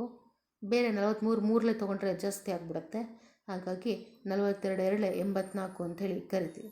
125ರಲ್ಲಿ 84 ಕಳೆದ್ರೆ 41 ಅಂತ ಬಂತು ವಿದ್ಯಾರ್ಥಿಗಳೇ. ಇಲ್ಲಿ ಶೇಷ 41 ಬಂದಿದೆ. ಆದ್ದರಿಂದ 22 ಅನ್ನೋದು ಗ್ರೇಟರ್ ದ್ಯಾನ್ √525. ಆದ್ದರಿಂದ ಮುಂದಿನ ವರ್ಗ ಸಂಖ್ಯೆ 23 ಸ್ಕ್ವೇರ್ ಆಗಿರುತ್ತೆ ವಿದ್ಯಾರ್ಥಿಗಳೇ. ನಾವು 22 ತೊಗೊಂಡಿದ್ದೀವಿ ತಾನೆ, ಭಾಗಲಬ್ಧ ಬಂದಿರೋದು. ಅದಕ್ಕಿಂತ ಕಡಿಮೆ ಬರುತ್ತೆ. ಹಾಗಾಗಿ ಅದ್ರ ಮುಂದಿನ ಸಂಖ್ಯೆ ತಗೊಳ್ಬೇಕು. ಯಾವುದು, 23. 23 × 23 ಎಷ್ಟಾಯಿತು, 529 ಆಗಿದೆ. ಹಾಗಾದರೆ 529ರಲ್ಲಿ ದತ್ತ ಸಂಖ್ಯೆ ಇದೆಯಲ್ಲ, ಯಾವುದು, 525, ಅದನ್ನು ಕಳೆದ್ರೆ ಏನು ಬರುತ್ತೆ, 4 ಅಂತ ಬರುತ್ತೆ. ಈ 4 ಅನ್ನೋದೇನು ಕನಿಷ್ಠ ಸಂಖ್ಯೆ, ಯಾವುದಕ್ಕೆ, ನಮ್ಮ ದತ್ತ ಸಂಖ್ಯೆಗೆ ಕೂಡೋಕೆ. 525 + 4 ಕೂಡಿದ್ರೆ ಏನು ಬಂತು, 529 ಬಂತಾನೆ. 529ಕ್ಕೆ ವರ್ಗಮೂಲ ಇದೆಯೇ ಇಲ್ಲ, ಇದೆ. ಯಾವುದು, 23, ಹೌದು ತಾನೆ. ಈ ರೀತಿಯಾಗಿ ಕಂಡುಹಿಡಿತೀವಿ ವಿದ್ಯಾರ್ಥಿಗಳು. ಆದ್ದರಿಂದ 525ರ ಪೂರ್ಣ ವರ್ಗ ಮಾಡಲು ಕೂಡಿಸಬೇಕಾದ ಕನಿಷ್ಠ ಸಂಖ್ಯೆ 4 ಮತ್ತು 529ರ ವರ್ಗಮೂಲ 23 ಅಂಥೇಳಿ ಕರಿತೀವಿ. ಸೊ ಈ ಮೇನಲ್ಲಿ ಈ ಲೆಕ್ಕನೂ ಕೂಡ ಅರ್ಥ ಆಗಿದೆ ಅಂತ ಭಾವಿಸ್ತಾರೆ. ಹಾಗಾದರೆ ಮುಂದಿನ ಸಂಖ್ಯೆಗಳು 1750, 252, 1750 ಮತ್ತು 6412. ಇಷ್ಟು ಲೆಕ್ಕಗಳನ್ನು ವಿದ್ಯಾರ್ಥಿಗಳೇ ನಿಮ್ಮ ಮ್ಯಾಥ್ಸ್ ಹೋಮ್ವರ್ಕಲ್ಲಿ ನೀವು ಮಾಡಿಬಿಡಿ. ನೆಕ್ಸ್ಟು ವರ್ಕಿಂಗ್ ಲೆಕ್ಕವನ್ನು ತೆಗೆದುಕೊಂಡ್ರೆ ಒಂದು ಚೌಕದ ವಿಸ್ತೀರ್ಣ 441 ಚದರ ಸೆಂಟಿಮೀಟರ್ ಇದ್ದರೆ ಅದರ ಬಾವಿನ ಉದ್ದವನ್ನು ಕಂಡುಹಿಡಿಯಿರಿ ಅಂತಿದೆ. ಇದಕ್ಕೆ ಪರಿಹಾರವನ್ನು ನಾವು ನೋಡಿದರೆ ಚೌಕದ ಬಾವಿನ ಅಳತೆ ಗೊತ್ತಿಲ್ಲ, ಹಾಗಾಗಿ ಅದು ಎಕ್ಸ್ ಆಗಿರಲಿ ಅಂತ ತೆಗೆದುಕೊಳ್ಳೋಣ. ಚೌಕದ ವಿಸ್ತೀರ್ಣ ಕಂಡುಹಿಡಿಯುವ ಸೂತ್ರ ಗೊತ್ತಿದೆ ನಮಗೆ. ಬಾವು ಇಂಟು ಬಾವು ಅಂದರೆ ಎಕ್ಸ್ ಇಂಟು ಎಕ್ಸ್ ಅಲ್ವಾ ವಿದ್ಯಾರ್ಥಿಗಳೇ? ಅಲ್ಲಿಗೇನಾಯಿತು, ಎಕ್ಸ್ ಸ್ಕ್ವೇರ್ ಆಯಿತು. ಆ ವಿಸ್ತೀರ್ಣ ಕೊಟ್ಟಿದ್ದಾರೆ. X square is equal to 441 ಚದರ ಸೆಂಟಿಮೀಟರ್ ಅಂತ ಬರುತ್ತೆ. ಆದ್ದರಿಂದ ನಮಗಿಲ್ಲಿ ಎಕ್ಸ್ ಬೆಲೆ ಬೇಕು. X is equal to square root of 441. ಇದನ್ನು ನಾವು ಏನು ಮಾಡೋಣ, ಭಾಗಾಕಾರ ಕ್ರಮದಿಂದ ಕಂಡುಹಿಡಿಯೋಣ. 441 41 ಒಂದು ಪೇರು 4 ಉಳಿತು. 2 2 4, 4 4 ಹೋದರೆ 0. ಆ ಪ್ಲಸ್ 2ನ ಕೂಡಿ ವಿದ್ಯಾರ್ಥಿಗಳೇ, 2 + 2 4 ಆಯಿತು. 41ನ ಕೆಳಗಿಳಿಸ್ಕೊಳ್ಳಿ. ಸೊ ಅಲ್ಲಿಗೆ 41 ಇದೆ. ನಾವು 41 ಒಂದನ್ನೇ ತೊಗೋಬೇಕು. ಅದು ಬಿಟ್ಟರೆ ಬೇರೆ ಆಪ್ಷನ್ ಇಲ್ಲ. ಮುಂದೆ ತೊಗೊಂಡ್ರೆ ಜಾಸ್ತಿ ಆಗುತ್ತೆ, 0 ತೊಗೊಂಡ್ರೆ ಕಡಿಮೆ ಆಗುತ್ತೆ. 41 ಒಂದೇ 41. ಸೊ ಹಾಗಾಗಿ 0 ಬಂತಲ್ವ. ಭಾಗಾಕಾರ ಕ್ರಿಯೆನ ನಿಲ್ಲಿಸಲ್ಪಡೋಣ. ಹಾಗಾದರೆ 441ರ ವರ್ಗಮೂಲ 21 ಅಂತ ಬಂತು. ಇದೇನಾಗಿರುತ್ತೆ, ಎಕ್ಸ್ನ ಬೆಲೆ ಆಗಿರುತ್ತೆ. ಹಾಗಾಗಿ ಎಕ್ಸ್ ಈಸ್ ಈಕ್ವಲ್ ಟು 21. ಆದ್ದರಿಂದ ಚೌಕದ ಬಾವಿನ ಉದ್ದ 21 ಸೆಂಟಿಮೀಟರ್ ಅಂಥೇಳಿ ಕರಿತೀವಿ ವಿದ್ಯಾರ್ಥಿಗಳೇ. ಅರ್ಥ ಆಗಿದೆಯಲ್ಲ? ಇಲ್ಲಿ ನಮಗೆ ಬೇಕಾಗಿರೋದು ಒಂದು ಭಾಗಾಕಾರ ಕ್ರಿಯೆ, ಇನ್ನೊಂದು ಸೂತ್ರ. ಯಾವುದು? ಚೌಕದ ವಿಸ್ತೀರ್ಣ ಕಂಡುಹಿಡಿಯುವಂಥ ಸೂತ್ರ. ವಿಸ್ತೀರ್ಣ ಕೊಟ್ಬಿಟ್ಟಿದ್ದಾರೆ. ಆ ವಿಸ್ತೀರ್ಣವನ್ನು ತೊಗೊಂಡು ನಾವಿಲ್ಲಿ ಕಂಡುಹಿಡಿತೀವಿ ವಿದ್ಯಾರ್ಥಿಗಳೇ. ಗೊತ್ತಾಯ್ತಲ್ಲ? ಅರ್ಥ ಆಗಿದೆ ಅಂತ ತಿಳ್ಕೊಳ್ತೀನಿ. ಇದನ್ನು ಕೂಡ ಎಕ್ಸಾಮಿಗೆ ಕೇಳ್ತಾನೆ. ನೆಕ್ಸ್ಟ್ ಲೆಕ್ಕ, ಲಂಬಕೋನ ತ್ರಿಭುಜದಲ್ಲಿ ಕೋನ B is equal to 90 degree. ಅದರಲ್ಲಿ ಫಸ್ಟು ಎ ಅಂತ ತೊಗೊಂಡ್ರೆ A B is equal to 6 centimetre, B C is equal to 8 centimetre ಇದ್ದರೆ ಎ ಸಿ ಕಂಡುಹಿಡಿಯಿರಿ. ಬಿ ತೊಗೊಂಡ್ರೆ A C is equal to 13 centimetre, B C is equal to 5 centimetre ಇದ್ದರೆ A B ಕಂಡುಹಿಡಿಯಿರಿ ಅಂತ ಕೊಟ್ಟಿದ್ದಾರೆ ವಿದ್ಯಾರ್ಥಿಗಳೇ. ಇಲ್ಲಿ ಈ ಲೆಕ್ಕಕ್ಕೆ ನಾವು ಬಂದರೆ ಇದಕ್ಕೆ ಪರಿಹಾರವನ್ನು ನಾವು ತೆಗೆದುಕೊಂಡ್ರೆ, ಮೊದಲ ಲೆಕ್ಕ A B is equal to 6 centimetre, B C is equal to 8 centimetre ಇದ್ದರೆ ಎ ಸಿ ಕಂಡುಹಿಡಿಯಿರಿ ಅಂತ ಇದೆ. ಒಂದು ಡಯಾಗ್ರಾಮನ್ನು ಹಾಕೋಣ, ಎ ಬಿ ಸಿ ಅಂಥೇಳಿ. ಬಿ ಅನ್ನೋದು 90 ಡಿಗ್ರಿ ಇದೆ. ನಮಗೆ ಆಲ್ರೆಡಿ ಕೊಟ್ಬಿಟ್ಟಿದ್ದಾರೆ ಲಂಬಕೋನ ತ್ರಿಭುಜ ಅಂಥೇಳಿ. ಮತ್ತು ಪೈಥಾಗೋರಸ್ ಪ್ರಮೇಯವನ್ನು ಇಲ್ಲಿ ನಾವು ಹಾಕಬೇಕಾಗತ್ತೆ. ನಮ್ಮ ಪೈಥಾಗೋರಸ್ ಪ್ರಮೇಯದ ಪ್ರಕಾರ A C square is equal to A B square plus B C square. ವಿದ್ಯಾರ್ಥಿಗಳೇ, ಆಲ್ರೆಡಿ ಈ ಪ್ರಮೇಯವನ್ನು ನೋಡಿದ್ದೇವೆ ಅಲ್ವಾ? ಪ್ರಮೇಯದ ಹೇಳಿಕೆಯನ್ನು ನಾವು ಸ್ಟೇಟ್ಮೆಂಟನ್ನು ನಾವು ನೋಡಿದಾಗ, ಒಂದು ಲಂಬಕೋನ ತ್ರಿಭುಜದಲ್ಲಿ ವಿಕರ್ಣದ ಮೇಲಿನ ವರ್ಗವು ಉಳಿದೆರಡು ಬಾಹುಗಳ ವರ್ಗಗಳ ಮೊತ್ತಕ್ಕೆ ಸಮನಾಗಿರುತ್ತದೆ. ಇದನ್ನು ನಾವು ಪೈಥಾಗೋರಸ್ ಅಂತ ಹೇಳಿ ಕರಿತೀವಿ ವಿದ್ಯಾರ್ಥಿಗಳೇ. ಅದರ ಆಧಾರದ ಮೇಲೆ ನಾವು ಈ ಸೂತ್ರವನ್ನು ಬರೆದಿರುವಂಥದ್ದು. ಈಗ ಇಲ್ಲಿ ಎ ಪಿ ಮತ್ತು ಬಿ ಸಿ ಬೆಲೆಗಳನ್ನು ಕೊಟ್ಟಿದ್ದಾರೆ. ಆ ಬೆಲೆಗಳನ್ನು ಆದೇಶಿಸೋಣ. So 6 square plus 8 square, 6 6 36 plus 8 8 64. 36 plus 64 100 ಅಂತ ಆಯಿತು ವಿದ್ಯಾರ್ಥಿಗಳೇ. ಸೊ ಅಲ್ಲಿಗೆ ನಮಗೆ ಎ ಸಿ ಬೆಲೆ ಬೇಕು. A C is equal to square root of 100. 100ರ ವರ್ಗಮೂಲ 10 ಸೆಂಟಿಮೀಟರ್ ಅಂಥೇಳಿ ಕರಿತೀವಿ. ಹಾಗಾಗಿ A C is equal to ಏನಾಯಿತು, 10 ಸೆಂಟಿಮೀಟ್ರು ಬಂತು. ಅರ್ಥ ಆಗಿದೆಯಲ್ಲ ವಿದ್ಯಾರ್ಥಿಗಳೇ ಇದು? Okay, very good. ಆದರೆ ಇದೇ ರೀತಿಯಾಗಿ ಇನ್ನೊಂದು ಲೆಕ್ಕ ಕೇಳಿದ್ದಾನೆ ಇದರಲ್ಲಿ, ಬಿ. ವಿದ್ಯಾರ್ಥಿಗಳೇ, ಮುಂದಿನ ಲೆಕ್ಕ ಇದ್ದಲ್ವ, A C is equal to 13 centimetre, B C is equal to 5 centimetre ಇದ್ದರೆ ಎ ಬಿ ಕಂಡುಹಿಡಿಯಿರಿ ಅಂಥೇಳಿ. ಸೊ ಫಸ್ಟ್ ಲೆಕ್ಕ ಹೆಂಗೆ ಕೇಳ್ಕೊಟ್ನೋ ಅದೇ ಥರನೇ ಇದನ್ನು ಕೂಡ ಕಂಡುಹಿಡಿದ್ಬಿಡಿ. ನೆಕ್ಸ್ಟು ನಾವು ಮುಂದಿನ ಪ್ರಶ್ನೆಗೆ ಹೋದರೆ, ಒಬ್ಬ ತೋಟಗಾರನ ಬಳಿ 1000 ಸಸಿಗಳಿವೆ.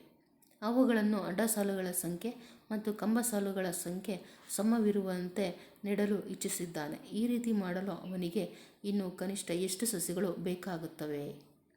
ಇದಕ್ಕೆ ಪರಿಹಾರವನ್ನು ತಗೊಂಡ್ರೆ ಒಟ್ಟು ಸಸಿಗಳು 1000 ಇದೆ ವಿದ್ಯಾರ್ಥಿಗಳೇ. 1000ಕ್ಕೆ ನಾವೇನು ಮಾಡಬೇಕು ಅಂದರೆ ಭಾಗಾಕಾರ ಕ್ರಮದಿಂದ ಭಾಗಿಸ್ತಾ ಹೋಗಬೇಕು. ಸೊ 0 0 1 ಪೇರು, 10 1 ಪೇರು, ಅಲ್ಲಿಗೆ 3 3 9, 10ರಲ್ಲಿ 9 ಹೋದರೆ 1 ಉಳೀತು. 3ಅನ್ನು ಕೂಡಿ 3 + 3 6 ಆಯಿತು. 2 0ನ ಕೆಳಗಿಳಿಸ್ಕೊಳ್ಳಿ ವಿದ್ಯಾರ್ಥಿಗಳೇ, 100 ಅಂತ ಆಯಿತು. ಅಲ್ವಾ. ಈಗ 100 ಕಡಿಮೆ ಇರೋವಂಥದ್ದು ಕಂಡುಹಿಡಿಬೇಕು. ಸಮಾಪವರ್ತನ 61 ಸೊ ಅಲ್ಲಿಗೆ 100ರಲ್ಲಿ 61 ಹೋದರೆ 39 ಆಯಿತು. ಇಲ್ಲಿ ನಮಗೆ ಶೇಷ 39 ಬಂದಿದೆ. ಆದ್ದರಿಂದ 31 ತೆಗೆದುಕೊಂಡಾಗ ಇದೇನಾಗಿದೆ, ಲೆಸ್ ದ್ಯಾನ್ 1000 ಆಗಿದೆ ವಿದ್ಯಾರ್ಥಿಗಳೇ. ಆದ್ದರಿಂದ ಮುಂದಿನ ವರ್ಗ ಸಂಖ್ಯೆ ತಗೋಬೇಕು. ಯಾವುದು? 31 ಮುಂದಿನ ಸಂಖ್ಯೆ ಯಾವ್ದು ಬರುತ್ತೆ? 32. ಅದರ ವರ್ಗವನ್ನು ತೆಗೆದುಕೋಣ. 32 × 32 ಗುಣಿಸಿದರೆ 1024 ಬರುತ್ತೆ. ಈ 1024ನ್ನು ನಮ್ಮ ಏನು ದತ್ತ ಸಂಖ್ಯೆ ಇದೆಯಲ್ಲ, ಒಟ್ಟು ಸಸ್ಯಗಳು 1000, ಅದ್ರಲ್ಲಿ ಕಳೆಯೋಣ. ಬರೋದು 24 ಬರುತ್ತೆ ವಿದ್ಯಾರ್ಥಿಗಳೇ. ಆದ್ದರಿಂದ ಅವನು 32 ಅಡ್ಡ ಸಾಲುಗಳು ಮತ್ತು 32 ಕಂಬ ಸಾಲುಗಳಿರುವಂತೆ ನೆಡಲು ಇನ್ನೂ 24 ಹೆಚ್ಚು ಸಸಿಗಳನ್ನು ಅವನು ತೆಗೆದುಕೊಳ್ಬೇಕಾಗುತ್ತೆ ಅನ್ನುವಂತಹ ಕನ್ಕ್ಲೂಷನ್ಗೆ ಬರ್ತೀವಿ ವಿದ್ಯಾರ್ಥಿಗಳೇ. ಸೊ ಈ ಲೆಕ್ಕನೂ ಕೂಡ ಅರ್ಥ ಆಗಿದೆ ಅಂಥೇಳಿ ಭಾವಿಸ್ತೇನೆ. ನೆಕ್ಸ್ಟು ಈ ಪಾಠದಲ್ಲಿ ಹಾಗೂ ಈ ಅಭ್ಯಾಸದಲ್ಲಿ ಕೊನೆಯ ಪ್ರಶ್ನೆಯನ್ನು ತೆಗೆದುಕೊಳ್ಳೋಣ. ಒಂದು ಶಾಲೆಯಲ್ಲಿ 500 ಮಕ್ಕಳಿದ್ದಾರೆ. ಅವರು ಕವಾಯಿತ್ ಮಾಡಲು ಅಡ್ಡ ಸಾಲುಗಳ ಸಂಖ್ಯೆ, ಕಂಬ ಸಾಲುಗಳ ಸಂಖ್ಯೆ ಸಮವಿರುವಂತೆ ನಿಲ್ಲಬೇಕಾಗಿದೆ. ಹಾಗೆ ನಿಂತ ನಂತರ ಎಷ್ಟು ಮಕ್ಕಳು ಈ ವ್ಯವಸ್ಥೆಯಿಂದ ಹೊರಗುಳಿಯುತ್ತಾರೆ ಅನ್ನೋದು ಪ್ರಶ್ನೆ ವಿದ್ಯಾರ್ಥಿಗಳೇ. ನಮಗೆ ಕೊಟ್ಟಿರೋದು ಒಟ್ಟು 500. ಆ 500ಕ್ಕೆ ಏನು ಮಾಡೋಣ? ಭಾಗಾಕಾರ ಕ್ರಮದಲ್ಲಿ ಮಾಡೋಣ ಅಲ್ವಾ. 2 0 ತೊಗೊಂಡ್ರೆ ಒಂದು ಪೇರು, 5 ಉಳಿತು, 2 2 4, 5 4 ಹೋದರೆ 1, 2 ಕೂಡಿ ವಿದ್ಯಾರ್ಥಿಗಳೇ 2 + 2 4 ಆಯಿತು. 2 0 ಕೆಳಗೆ ಇಳಿಸ್ಕೊಳ್ಳಿ, 100 ಆಯಿತು. ಈಗ ಅಲ್ಲಿ 42 2 ತೊಗೊಂಡ್ರೆ 84 ಬರುತ್ತೆ. 3 ತೊಗೊಂಡ್ರೆ ಜಾಸ್ತಿ ಆಗಿಬಿಡುತ್ತೆ. ಸೊ 100ರಲ್ಲಿ 84ನ್ನು ಕಳೆದ್ರೆ 16 ಬಂತು. ಆದ್ದರಿಂದ 500 ವಿದ್ಯಾರ್ಥಿಗಳನ್ನು 22 ಅಡ್ಡ ಸಾಲು ಮತ್ತು 22 ಕಂಬ ಸಾಲುಗಳಲ್ಲಿ ನಿಲ್ಲಿಸಬಹುದು ಮತ್ತು ಆ ವ್ಯವಸ್ಥೆಯಿಂದ 16 ವಿದ್ಯಾರ್ಥಿಗಳೇನಾಗ್ತಾರೆ, ಹೊರಗುಳಿಯುತ್ತಾರೆ ಅನ್ನುವಂತಹ ಕನ್ಕ್ಲೂಷನ್ಗೆ ಬರ್ತೀವಿ ವಿದ್ಯಾರ್ಥಿಗಳೇ. ಏನು ಭಾಗಾಕಾರ ಕ್ರಮ ಇದೆಯಲ್ಲ, ಇದರ ಆಧಾರದ ಮೇಲೆ ನಾವು ಉತ್ತರವನ್ನು ಬರೆದಿರುವಂಥದ್ದು. ಹಾಗಾದರೆ ಈ ಪ್ರಶ್ನೆ ಅರ್ಥ ಆಗಿದೆ ಅಂತ ತಿಳ್ಕೊಳ್ತೇನೆ ವಿದ್ಯಾರ್ಥಿಗಳೇ. ಇದುವರೆಗೂ ನಾವು ಈ ಪಾರ್ಟ್ 2ರಲ್ಲಿ ಏನೆಲ್ಲ ಕಲಿಕಾಂಶಗಳನ್ನು ನೋಡಿದ್ವಿ, ಅದಕ್ಕೆ ಸಂಬಂಧಪಟ್ಟಂಥ ಉದಾಹರಣೆ ಲೆಕ್ಕಗಳಾಗಿರ್ಬೋದು, ಅಭ್ಯಾಸದ ಲೆಕ್ಕಗಳಾಗಿರಬಹುದು, ಇವೆಲ್ಲವೂ ಕೂಡ ನಿಮಗೆ ಚೆನ್ನಾಗಿ ಅರ್ಥ ಆಗಿದೆ ಅಂತ ಭಾವಿಸ್ತೇನೆ.